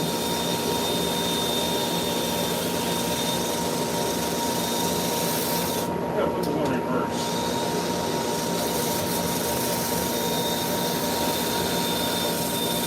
When you're sanding, you go to forward and reverse both if you can. It allows it. So if you have fibers that are laying over one way, this will get the light fibers that are laying in the other direction.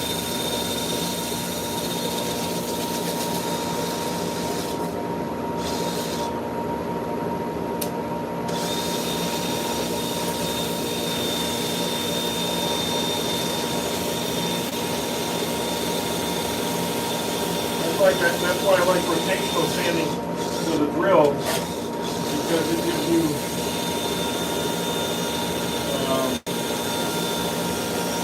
it doesn't just have sandpaper going in one direction or the other direction, it has going in a rotational motion. It gives you a much smoother finish in the long time. Plus I don't like sticking my hand in something that's moving like that. It's not the safest thing to do. I'm sure you understand. Okay, now we're going to do the bark.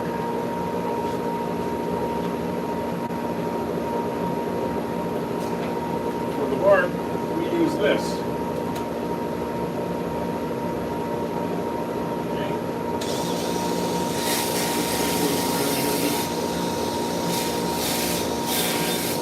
Smooth off all the little rough edges. Doesn't knock off the bark.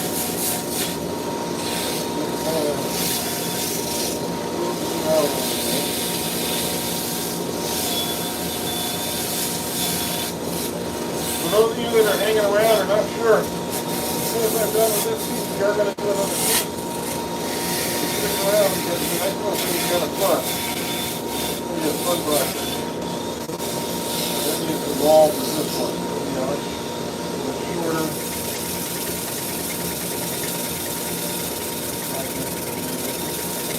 I think you like it. Whoa.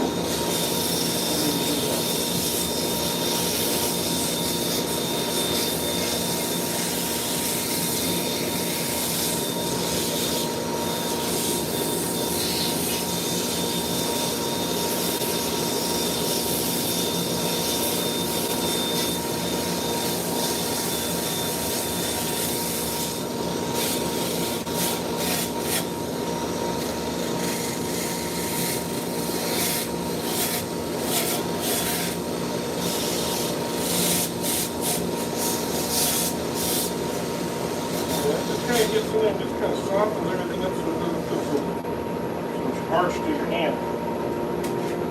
You are feeling that pull later as a customer. So, let's put a finish on this and move on to the other project, okay? Thanks, Michael, I appreciate that. So let's put a little bit of magic sauce on here and get that inside.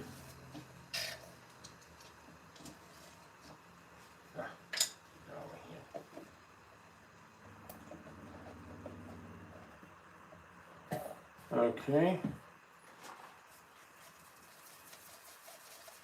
And nothing's going to really pop on this because it's not a big color change or anything like that with this wood and with this tongue wall, but it does just seal it up, brighten it up a little bit.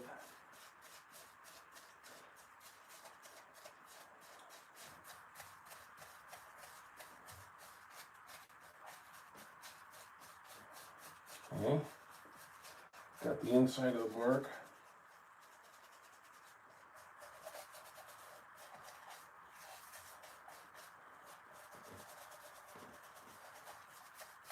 I want to get as much of those fibers covered as we can, then we'll come out here to the outside bark.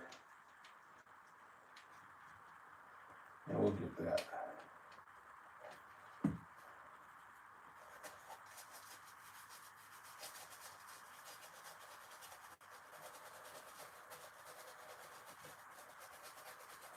And the reason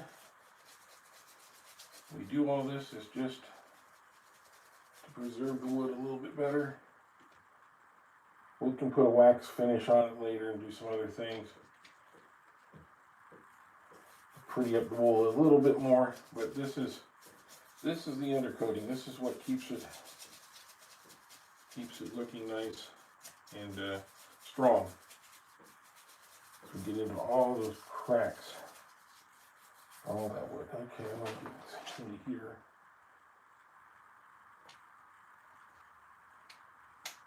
That needs a little reinforcing. There we go. That's going to soak right in there. Pour that into that little bit of holes in there and it just soaks right in.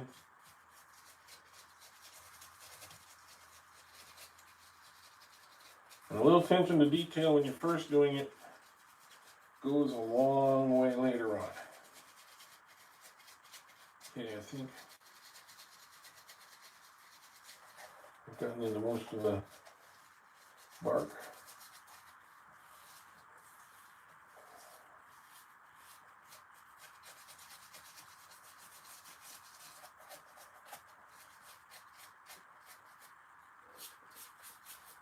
Clean off my brush on the outside of this a little bit.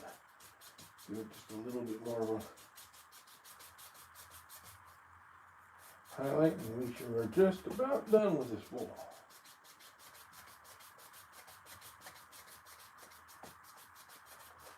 Just about done.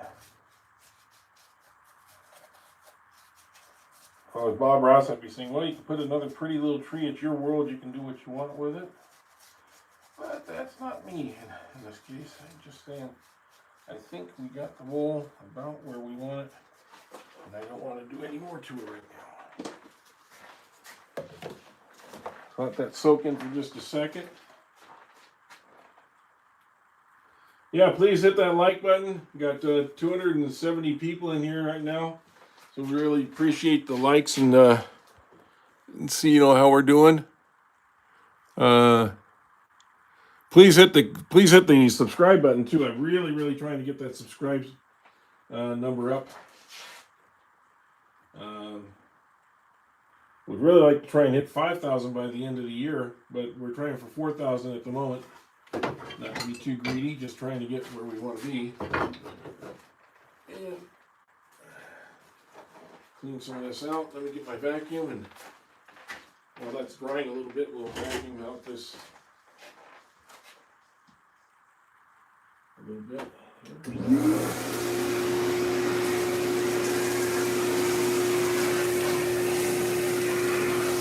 Ready for the next piece.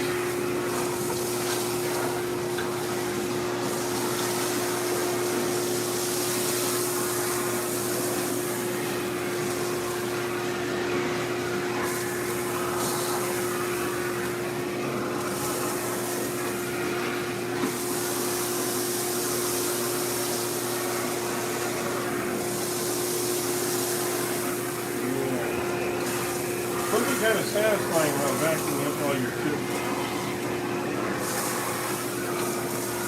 It kind of has a cool feel to it all,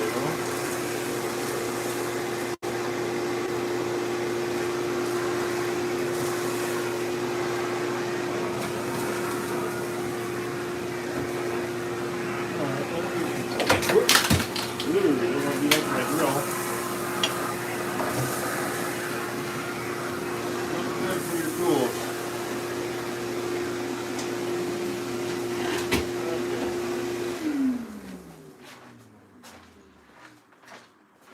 You ever notice how tools just have a natural tendency to want to fall? I don't know what it is. They just... Okay, still works. Good. All right, let me wipe this out, and we will move on to our next project.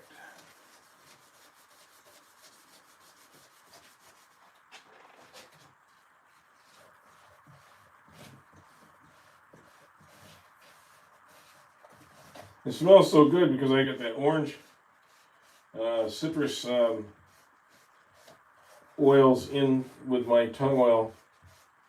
So this gives it a really nice smell of kind of orange lemon scent. There we go. Okay, wipe this out and I'll show you the bowl. So here's what we got. We've got, I'm sorry. Let me adjust the camera just a little bit. Okay. There we go. Okay, so you can see the inside here. And it's got a beautiful color to it. And then I love this. I just think that's really cool. And that's the bowl. So what do you guys think? It's still pretty hefty, and it is going to have to dry out somewhere. I'm going to have to take this in and put it in the microwave for a few hours and do that. So yeah, come on, let's get 60 more likes. I'd appreciate that, guys. Yeah, I hope Phil would be proud. I think that's something right down his alley. All right, let me see if I can find a face in here, because I know Phil always liked to find a face. I mean, I really like the sunrise kind of thing here going on. I suppose it's a little bit like a turkey with its feathers behind it, but not much. I don't really see anything there. I don't know. Do you guys see anything in there that would look like an animal or something? Because he always liked to see animals in his or other things in his work if he could. Anyway, I don't see it, but I think this alone is good, and I think he'd really appreciate this. Hope he will. I have been in contact with Phil a few times. I might be able to contact him on this one, or maybe he'll get a chance to see this. I don't know. And if you do, Phil, I appreciate the all you've taught us over the years, and this one was kind of in honor of you. So anyway, I'm going to move on to my other project here. I need to grab it though first, so just give me a second.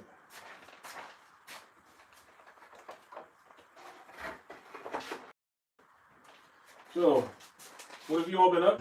Anybody turning today?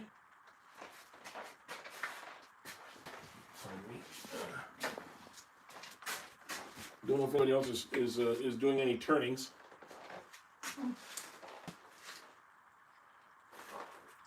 You ever have one of those days when you know you feel like you're blind in your own shop? Right now I'm blind in my own shop. I got so many blanks ready to go.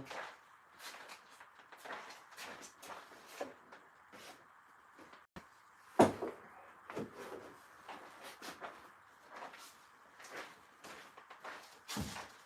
I'm not sure what I did with my blank. Huh. Well, that's crazy. I'm sure it's right in front of me.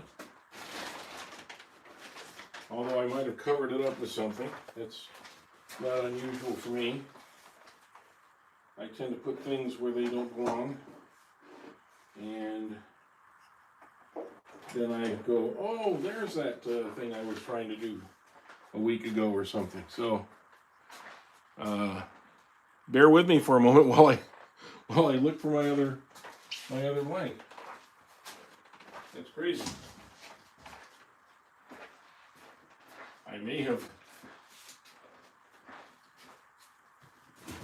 taken that off somewhere.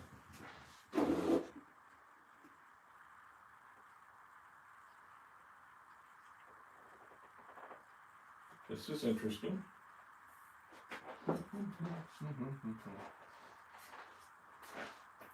Oh, the man was lost in his own shop.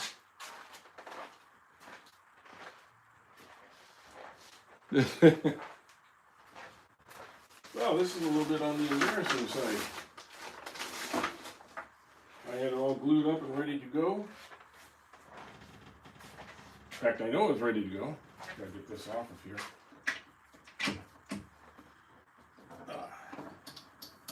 Take this off. Okay.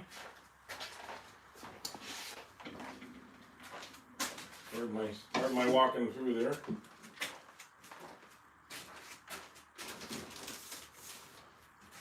I was glued here.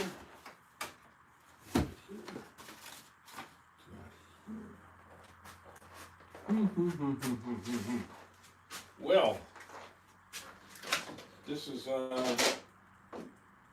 is quite the dilemma. Where could it have gone? No, didn't put it down here.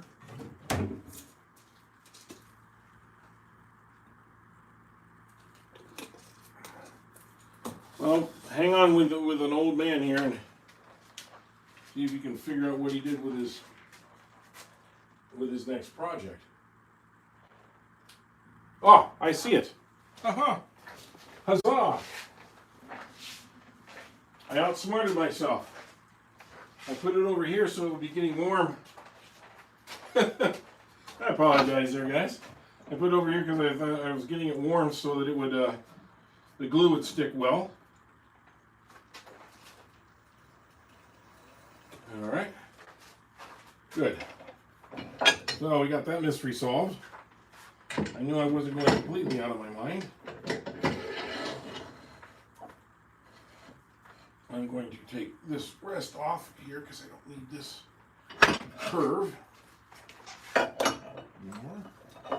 We'll go back to this one for now.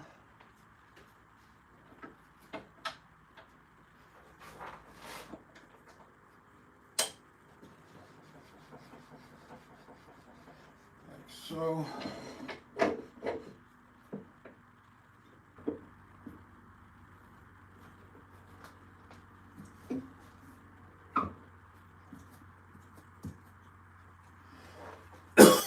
Okay, and what we're going to do is, I did a glue on this time. This is This is glued onto a faceplate, so there's no screws going through.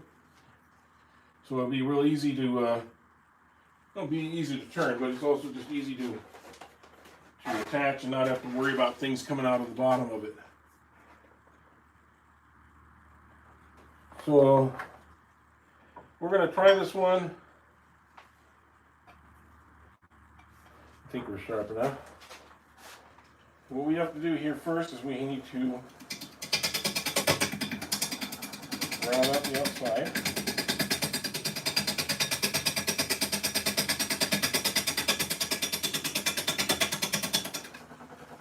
Okay. And I think if I get there about there.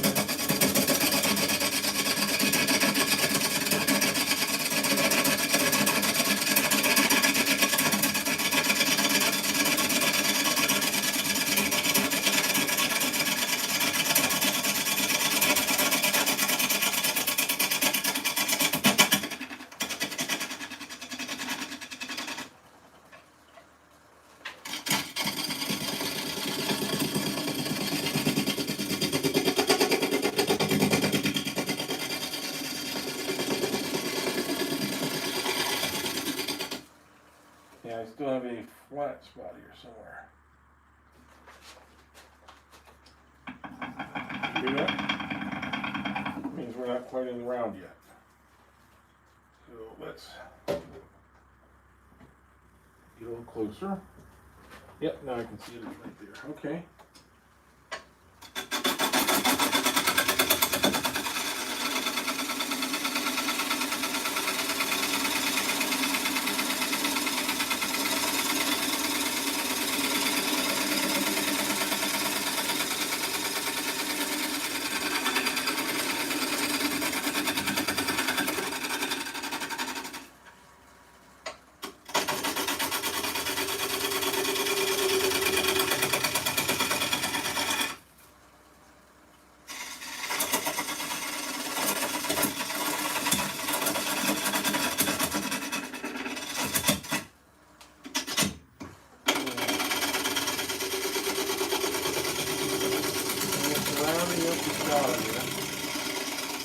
In this case, the bottom is the bottom.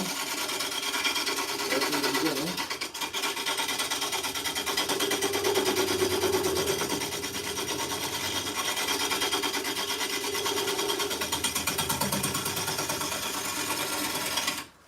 Let's see if I can get you a little bit better angle here. Get you a little bit closer.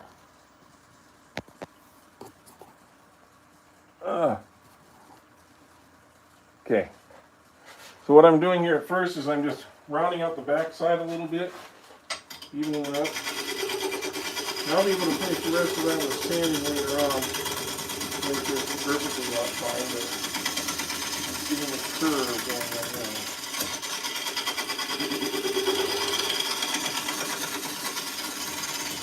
And of course, I don't want to take off any of the glue in the process either.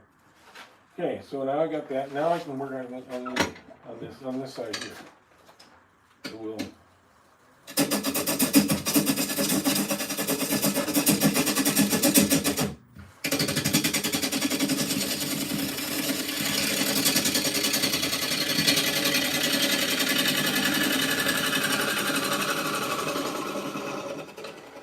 Yes, I know I'm overextended there. I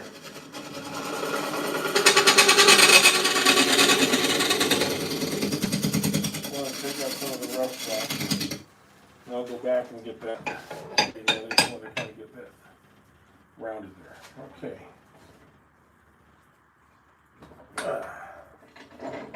So, as you can see, the glue holds up pretty well. It doesn't have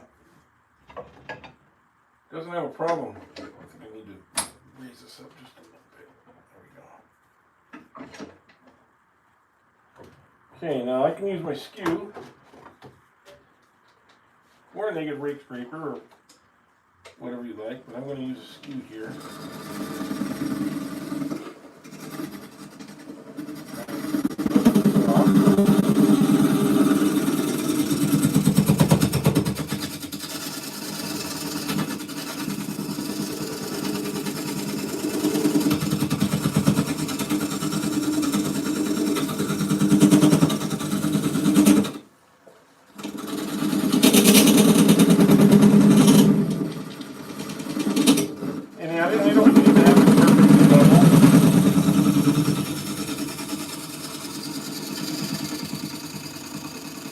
to have the edge level. So I need to make sure that edge is right where I want it.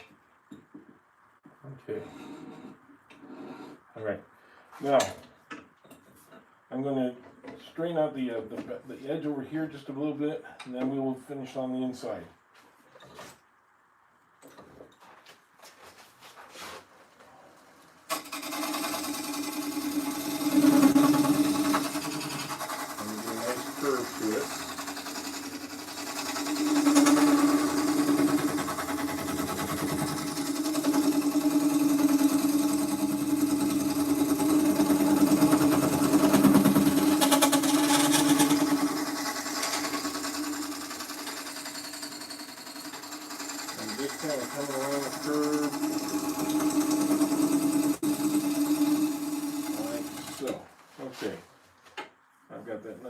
Curved. I'll be able to sand out anything rough in there.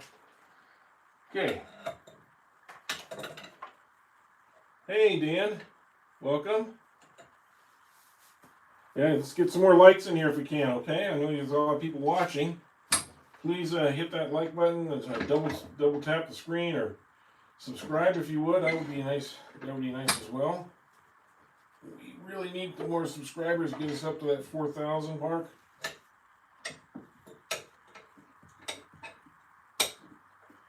So, anything you can do to help us in that regard would be much appreciated. Let's see.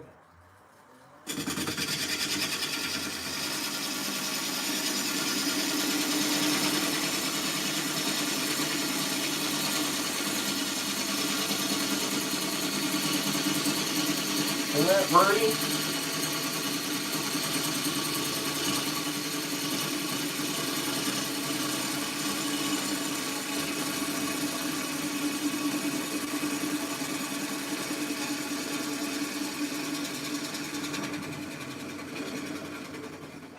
And I know some of you maybe didn't see the technique there, so let's try it again. What you do is when you're here, you're pretty much opened up. You have this open, okay? It's like going right into the wood. And as you get closer to the center, you rotate it like this, so that you're coming up like on this. We just be in there. Because if you're like this, there's a chance that it's going to snag the wood. You don't want to do that. So, okay, that's how you go about this. So open, and as you're coming in, you slowly turn that, ride the bevel a little bit of the back of this is the bevel right here. So if you're riding that bevel right along the bottom, there you go.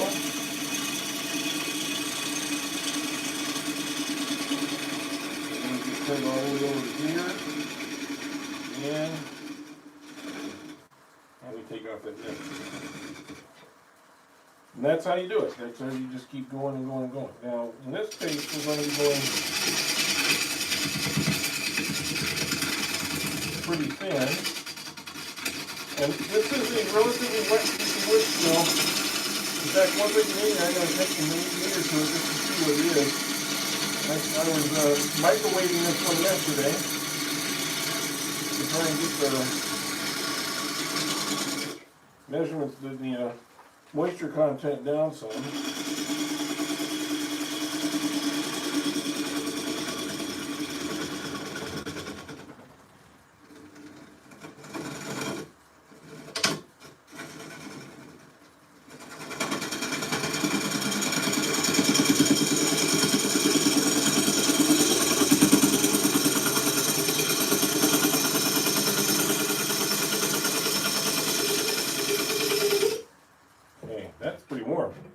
See what the moisture, I can feel the moisture content's pretty high here. Even though I was microwaving it yesterday. Let's see. Yep, it's 22%. So this is going to warp. And that's okay. We will just make it a bowl that is built for warping. The way it will warp is the grain's running this way, so it's going to pull up here and it's going to warp out here. So we'll just make sure we understand that as we're turning it.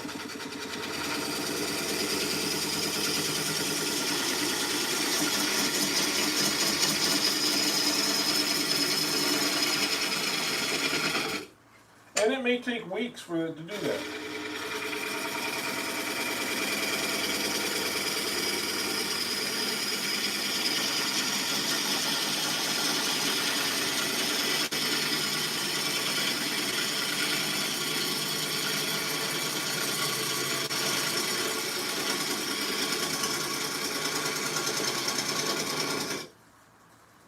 And to be honest with you, there's two things you can do. You can leave it thick like this, let it dry out some, reattach and go back and turn it some more.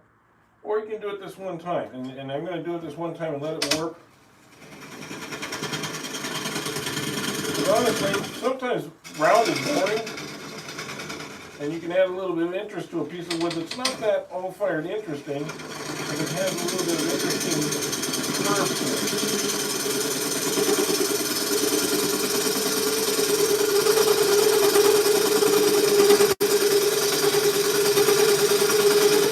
Now, this is not going to have a great deal of strain on it.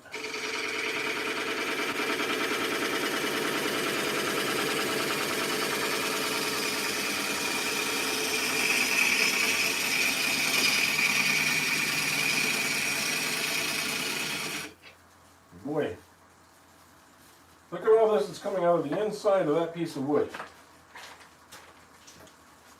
It doesn't look like much when you're just holding it. But when you get all this, you realize that's a lot of wood. Okay.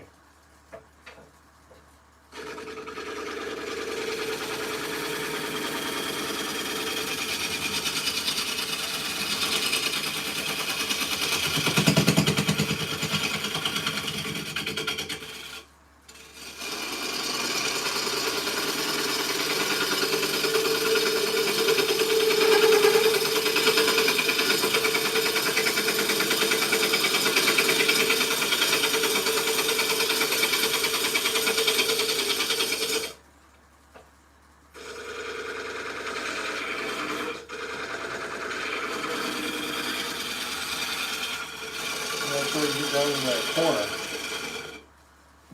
Hey, this might be where I have to use a scraper just to get down to that corner a little bit.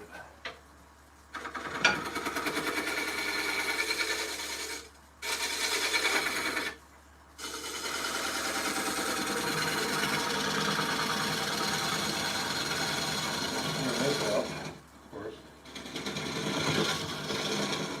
Got a little hump here we gotta get out of.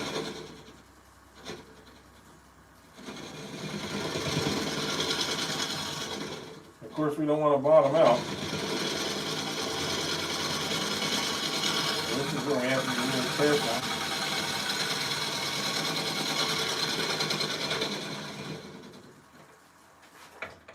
Let's see. Oh yeah, we got plenty of room still, I think. Let's see. All right, right here. Yeah, I got a little bit of room left to even that out.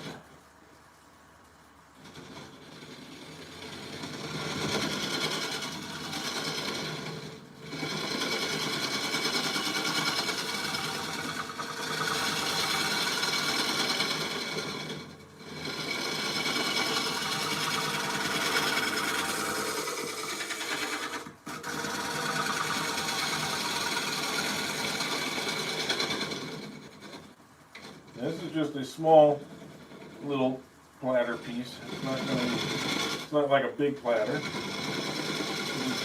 But the system's basically the same. How you go about it. And of course you can flute the edges, you can have them come out at an angle. And I'm going to play a little bit with that right here. And I'm going to angle this down in.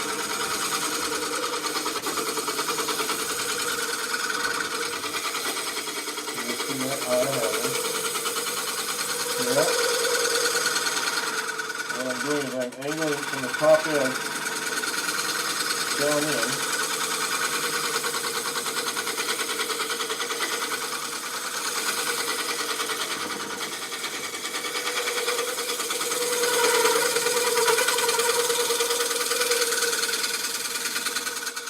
And what that does is that gives you the illusion that it's even thinner than it actually is, because it's actually about this thick right here, but up at the top it's almost not at all. So what happens is that that rolling down effect, and that downhill kind of approach, gives the illusion that it is thin all the way through. And it's a really useful technique on some turning.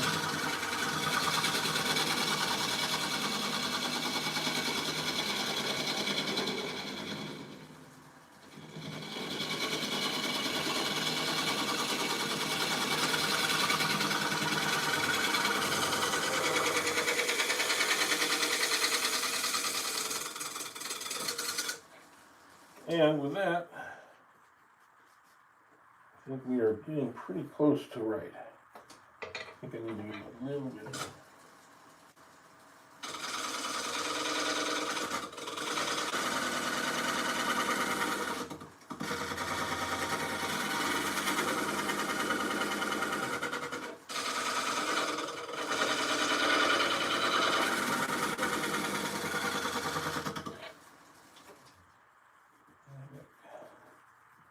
still a little high right here. Let me see. This might be the negative rate scraper stuff.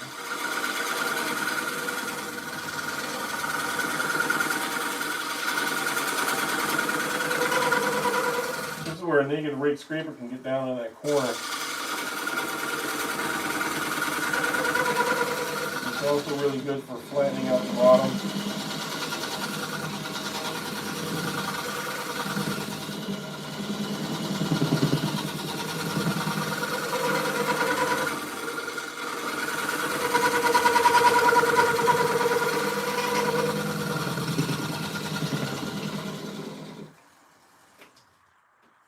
Yeah, negative rate scraper is really good as a bottoming tool.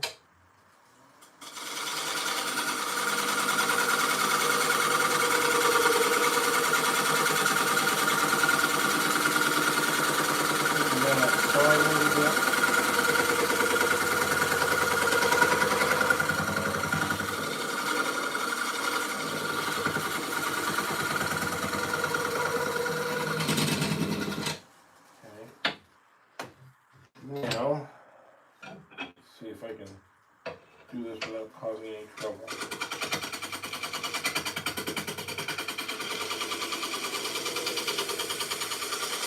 Move that right over. Take out the scraper mark.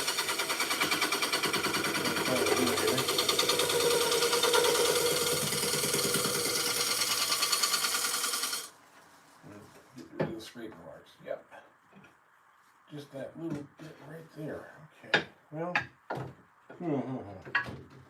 you know, it's always a piece of when you're trying to do just a little bit extra. That's what sometimes gets in a little trouble.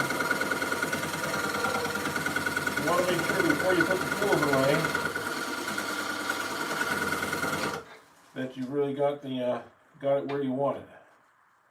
I think. Yeah, right there. I just got to do a little bit of bang, bang, bang.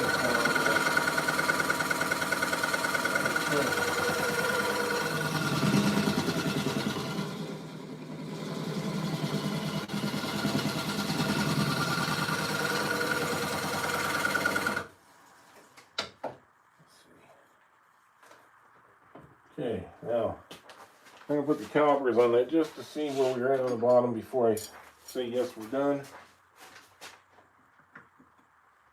We are, well, right here we are about a 1/4 inch from the bottom. We could go a little bit deeper, but because it is green, I don't want to go much deeper because we chance of having a crack later and not being able to use it at all.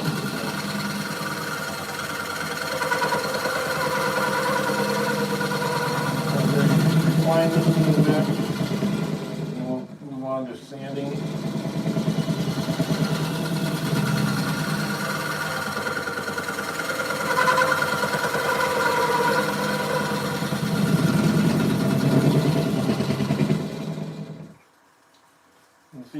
automatic scraper doesn't really take too much off.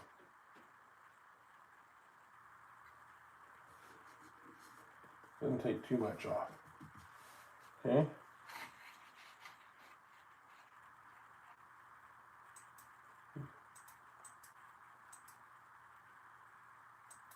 There we go. Yes, hey Wigwag Workshop, that's great. And Pablo and Heron and the others. Let's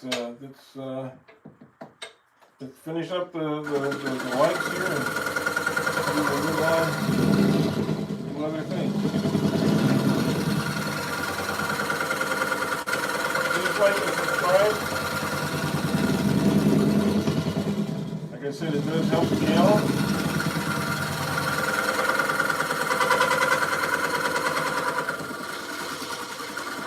Comments, by the way. Please comment in the comment section.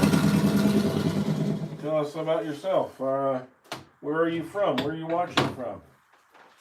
Always like to hear that. Okay, we're going to sand. And this was just a small glue on. I just wanted to show you the glue holds just fine.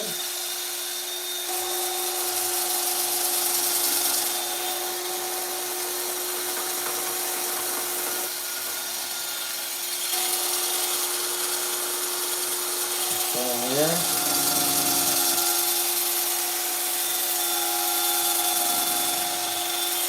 I guess I should do this. Getting a lot of dust.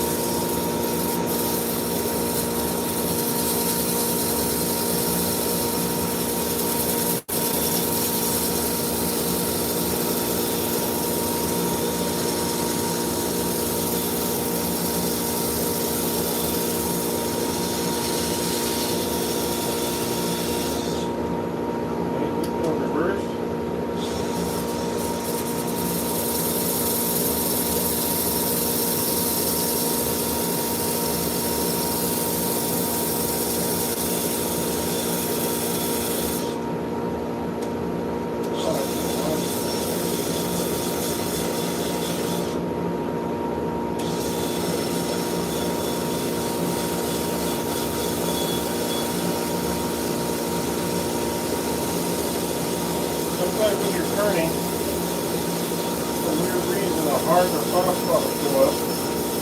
It looks like a giant streak through the wood.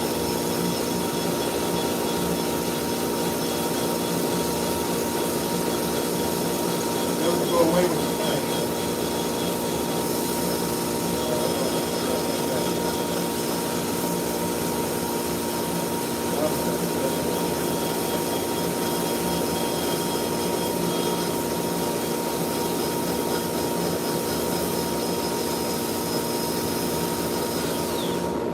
You guys already started your Christmas shopping? If not, I know a bunch of turners that have some really good stuff you might want to buy. Well, turners on this channel probably have some things that they would like to get rid of for Christmas. Betty.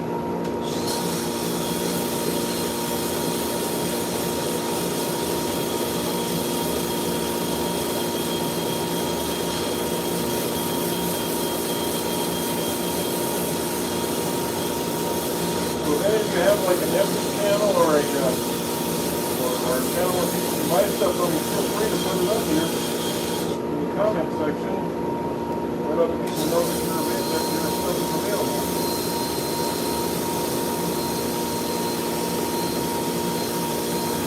That's not coming up. You know what? We're gonna have to put this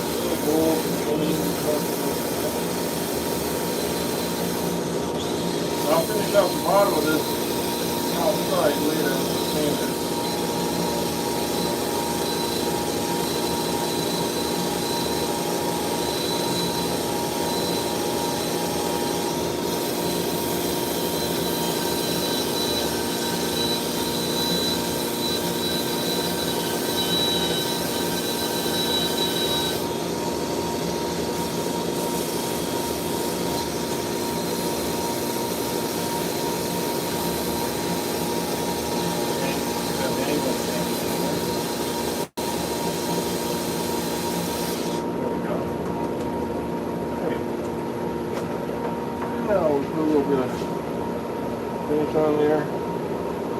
Actually, you know, this time I'm going to do a little feed and wax.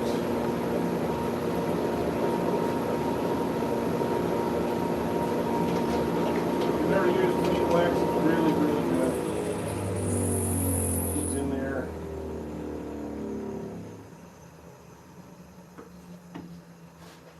And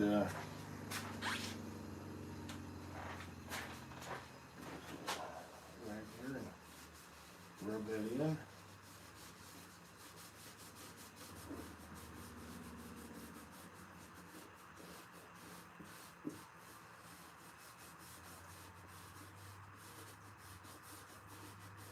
It's basically beeswax and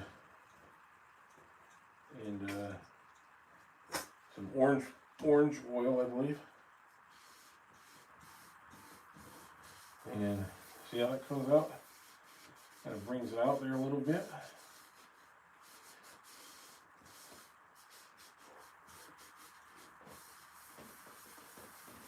And just makes it kind of shine up a little bit. Get that in there, and then we'll buff it up a little.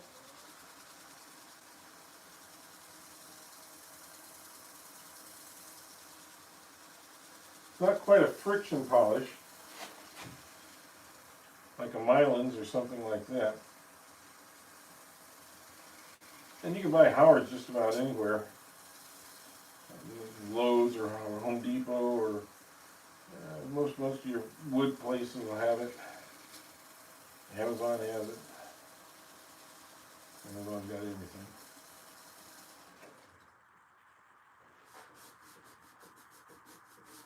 Okay. And that's our bowl. It's going, like I said, it's going to probably warp a little bit, and that's okay. I can feel its cold and wet feeling even now. And what you do, I'll show you the process here a bit. And the way we can actually do it is get some of this out of the way. That's the bottom of the bowl. And that's what this is. This is a little face plate screwed onto a piece of wood that I turned. It doesn't go through. It's just glue holding this on. And let me get my glue gun here, or my heat gun, and I'll show you the process for getting that off. It's relatively simple.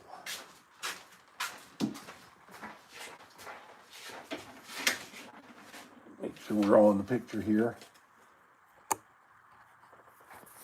Try and raise that up just a little bit. There we go. So you can kind of see. Sorry for moving the camera around a little bit. There. Okay, let me plug this in. And it gets hot almost immediately.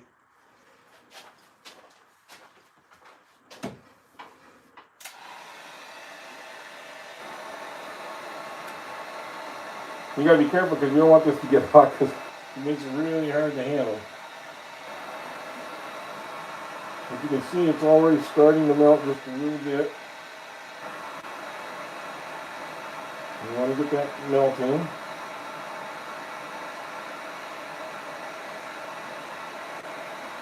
And once you got it, you got about 15 seconds to work with it once you got it melting.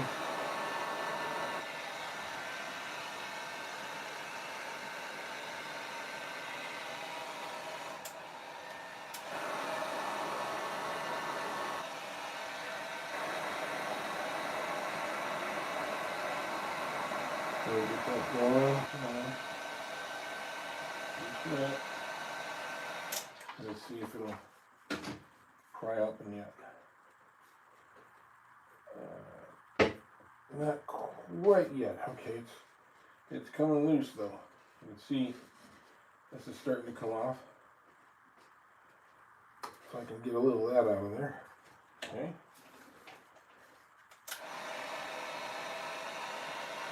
You only actually need one side to start letting loose, and the rest of it will come loose. And these are not fancy glue sticks. I think I got them at the Dollar Tree, if I'm not mistaken. They're just plain old glue sticks. Whew!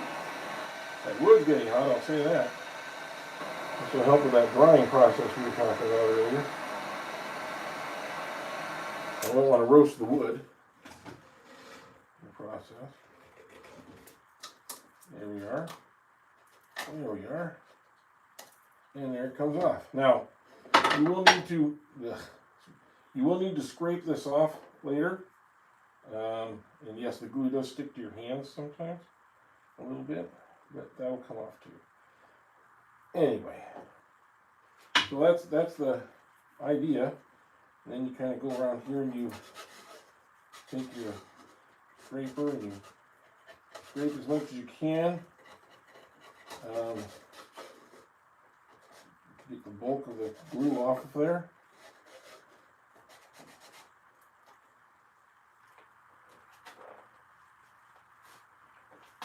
Okay. You don't want to get that into your sander. If you get that into your sander, it's going to clog it up and make the sandpaper useless. It can even discolor the wood because it can actually bind the glue back down into the wood fibers. So you really want to get it off of there before you move on. And you can use glue removal like glue gun or something like that, but quite honestly, just a little bit of heat and a little bit of this takes maybe a minute or so, and you got almost all the glue off of there. And then you got the surface ready to be sanded and finished on the bottom. There we go. You can even take a planer if you want, like a small hand planer or a rasp, and do the same thing with it. You can run it across the surface and catch little pieces, but I don't really like to use it my planer for that, so I think I'll avoid doing that with this one. But you get the general idea.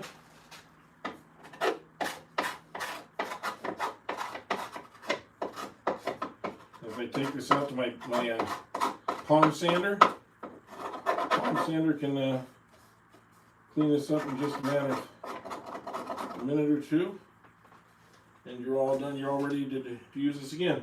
You just clean this all off of here, and you're ready to use this again on the next project, because you can use this over and over. Well, you can probably use it 5-10 times before you have to discard this and put this faceplate on a new piece of wood and just do it again. So you just use a little discarded piece of wood. It's nothing fancy. A little poplar or something, some good hardwood, nothing that's going to split or tear. You don't want to use plywood or any of those kind of things. You want to use a piece of hardwood. But that's all there is to it. And it really does hold, and it doesn't, that way it allows me to go all the way down deep into the surface without worrying about screw holes or anything like that. It's going perfectly flat, and people are going to wonder, how did he put that on the lathe and do it? Because it's not going to show any traces of what you did. Okay, so that's our bowl. I hope that was an introduction to how to do a bowl or a platter when you have really thin wood. And I've got some. In fact, I got some project wood here I cut up yesterday. Well, these are all going to be roughly the same kind of thing. Now this is oak burl, so it has a lot of interesting concepts to it. So we'll probably see this in a future video, me trying to go through the oak burl and not lose it. Then here's another blank I did, and then even a smaller blank. And you see on this side it looks okay, and then you get to this side and you go, uh-oh. But that's pretty hard wood, most of that. So if we make this into a little bowl, we will. And we'll experiment with those a little bit. Those will probably be all glue ups. Out of that same piece, I got this big chunk. That's going to be a nice little oak burl bowl. But look at here on this side that we got to deal with. You know, so Phil, wherever you are, this is right down the alley of what Phil would do. Except he would not cut the round first. He would leave it out like it is. I went in and cut the round just to make it a little easier myself. I was making this little bitty one and realized there was a wormhole in there. So don't know how deep the wormhole goes, but this may end up being a perch for a bird or something. I don't know. I can maybe make it into put a little stick in there and do it up. That might end up being a little birdhouse or something like that. I don't know. But we got lots of pieces of this oak to go. And as I said, they're this size here. You can make a nice platter like we just made out of this. This is what it looked like before I turned it in, cut it in the round. This is exactly what the other piece looked like. So, you know, you're going to go from one to the other, from this to this. This one might be a little bit thicker, but basic idea, from this piece of wood to this.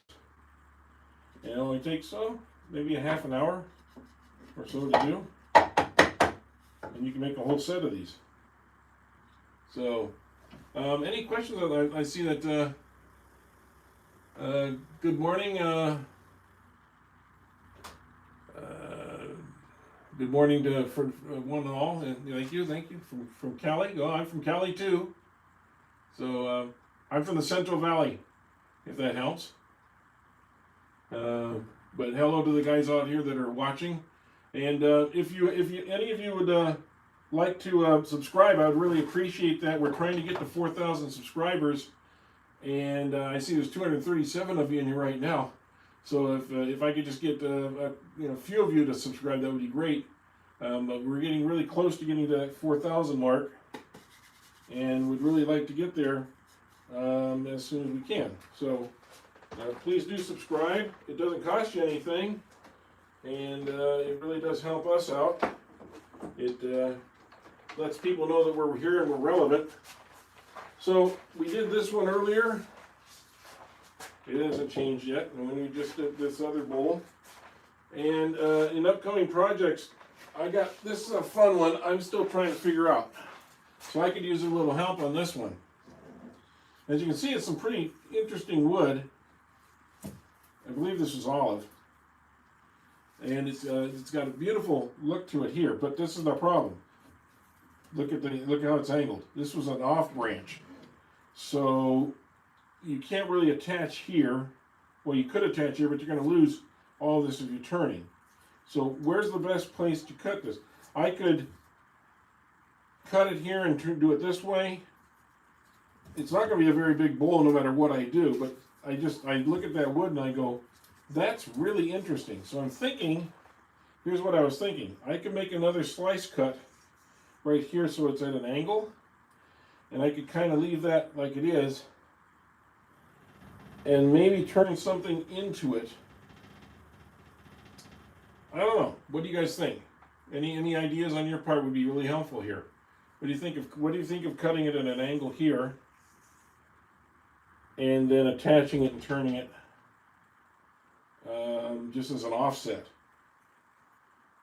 Mike, you're always into crazy stuff. This would be something. I don't want something flying all over the room, obviously, but I think it's kind of interesting wood, and I don't want to lose this olive, so I want to make sure that I make something good out of it. Any ideas, guys? Feel free to jump in there. I got lots of you watching, so I hope there's an opinion there. Anybody? I see nothing on the comment section. So I'm assuming that you don't have any ideas. You're saying wing it myself. Well, I will wing it. I'm not going to do it on this video. I will do it on another one. But as you can see, this is a beautiful piece of wood. Pull out some. There. It's a beautiful piece of wood. And it's always a quandary you have as a turner is, you know, how do you get the best out of it? Yeah, I'd have to think about it too. That's the thing. Hustle says bowl. Okay, well, so I can cut it off here, and I can make a small bowl that would end up being about this big and about this deep. And I got to look out for things like this on the other side too, just so you know. You know, but anytime you turn olive, it always looks beautiful. I'll give you that to begin with. I'm thinking maybe if I cut it right about here, and maybe I can just do this and just kind of do an offset, odd-looking little catch bowl. I've done those before, so maybe I can get 2 pieces out of this. If I do, I might come back. You know what? We might do this next week. We might do this on Thursday. Maybe I'll cut these, and we'll see what we can do. I might do it on Thursday. Might do it earlier, but that intrigues me. Trying to do 2 pieces out of this. Yeah, the inclusion could be filled if I have to, but it's not a real. You're talking about this right here. It's not a real deep bit, but it. And you're right. I could put some filler in there. I could put a little bit of resin in there, a little JB Weld. You can put almost anything in there. The problem is you don't know until you get inside what you're getting sometimes. Look at all the little twigs and so forth that were coming off of this thing. This thing was just full of twigs and offshoot pieces. So there's a lot of character inside that wood, I know. But even this part where there's just your normal beautiful olive, and it's not cracking yet, which is good. This is still a relatively wet piece of wood. It's not dried. So now's the time to do it. I mean, it's probably relatively dry. Let me see. Let's see here. It's about 11.4 here, and on this end it is. Oh, I can get a good reading on it. Not getting a good reading. Well, it says 11.4. That's not too bad. This is 10.3, 10.4, 11.3. So yeah, it's relatively dry, and I can deal with that. There probably wouldn't be too much movement of this wood. So I think that's maybe, as you can see, somebody started to hit this with a saw right there too. I'm not going to be able to save any of the bark, I don't think. But I think if I can cut it right about here, I can maybe make a small bowl, you know, something larger than a toothpick, maybe a toothbrush bowl. And then this one I could turn into something odd shaped. Use this as the bottom and go down here from the top and kind of make out sort of an odd shaped top bowl to this one. What do you think? I'd gain a couple pieces. Yeah, a couple pieces of workspace. Yeah, well, that's about it. Yeah, at least I'd be able to find my bowls again, right? Hey, Johnny, how you doing? You have a similar piece, and I've been thinking about it for about a year now. Well, then yours is probably dry. I've got a big room full of extra pieces that I still need to get to eventually, but this one I think I'm going to do. That's on the chart. So okay, I think that's going to be our next good project. Like I said, I've got some of these pieces. I've also got a bunch of mahogany here that I've got to do some glue ups on. And what I did is I shaved some of that oak really thin. So I'm going to take these oak pieces and put it between the pieces of mahogany and sort of do a glue up. Just for the fun of it, just to break it up a little bit. Mahogany is interesting, but it's a little bit on the boring side by itself, so you add a little color to it. We've got, now this is dried, this birch. And I love turning birch because it looks so beautiful. But I want to get going on this piece. And this is the interesting part. I'm going to leave it the way it is. I'm not going to cut it in half and get rid of the pith. I'm going to leave it all as one piece. So it's going to be a bowl with pith on each end, and it also has a knot right here. So when I turn this, I'm trying to see, can I preserve the knot? Probably not, but I can try. So we probably use this piece also is coming up soon. As I keep reaching back here, I've got this awkward little piece of Modesto ash, which is a really pretty wood, and it's got some nice figuring to it. But it's also a very straight-stranded wood, so it gives you a lot of issues sometimes when you're turning on, especially on the end pieces. So this one's coming up, and I've got a couple of its big brothers also here. Here's one of its bigger brothers. I've got another one that's a little bit bigger than this, getting ready to go also. So we got some Modesto ash, we got some birch, we got a little bit of everything coming up in the next few weeks, and I hope you all will stay in tune for that. In fact, I got 4 rounds of that that Modesto ash to do. One of them is, and one piece of walnut here. But yeah, I think these are going to be real interesting to turn. This one's really ready to go. I cut it around and I let it sit, so it's already ovaled out a little bit. So when I go to turn it, it's going to be a little bit in the oval side. But you can see the coloring here. It's almost blue right in here. So that'll be another piece of Modesto ash. And that was a pretty good sized tree that we took down. So, lots of things to look forward to in the future. Guys, I really appreciate you being here with me today. If you haven't already, please hit that like button or subscribe. I see we managed to get over 36K now in our subs, but I'd like to be getting closer to 4,000K. We're not getting there quick enough, but we need to get there. You did miss the turning, Johnny. This is one of them.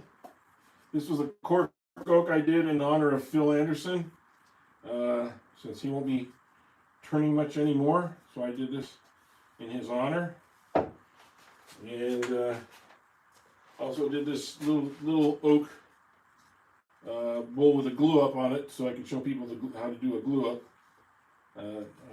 instead of using screws or whatever to get into the wood or tenons. So this was done just with glue holding it. So yeah, you did miss them, but hopefully you can go back and take a look at it and get what you want out of it. I love there's a little swirl in this oak. It's very subtle. And I think after I get a couple more coatings of finish on here, it'll kind of pop up a little bit more. This, I just think is great, and I'm hoping it can hold this as it dries. If it can, this is going to be a really spectacular little piece. I really, really like this. It's very smooth with a touch. It's a hefty bowl. This is a light bowl. But I think they both came out pretty good. And guys, I really appreciate you being here. It's been just about 3 hours. And do check out our other friends here. Check out Johnny's Lathe Crafts. Check out Whacking Shack. I don't know, Mike, are you going to do anything today on Whacking Shack? Check out Michael's channels, and there's a whole list of them here. There's 77 rockets. In my description, there's a whole bunch. There's Boondocks builds, and there's Chase at New Beginnings Woodcraft, and there's just woodworking or something. There's a whole bunch more. So please check out their channels. They're all good guys. We have a lot of fun together, and I will see you again real soon. If you subscribe, you'll be notified when our next live is, and so that's really important to subscribe so you know that they're coming. But I do one every Thursday, and hopefully I can do a one or two others during the week also. So those will be kind of surprise ones. Any other questions? If not, I'm going to go ahead and call it a day on this one. Go back in and go back to bed. Since I got up, it was 5 o'clock in the morning, and I feel like I missed out on a couple hours of sleep. So, thank you all for coming, and we will talk to you all really soon again. Have a great weekend, and we'll talk to you later. Bye.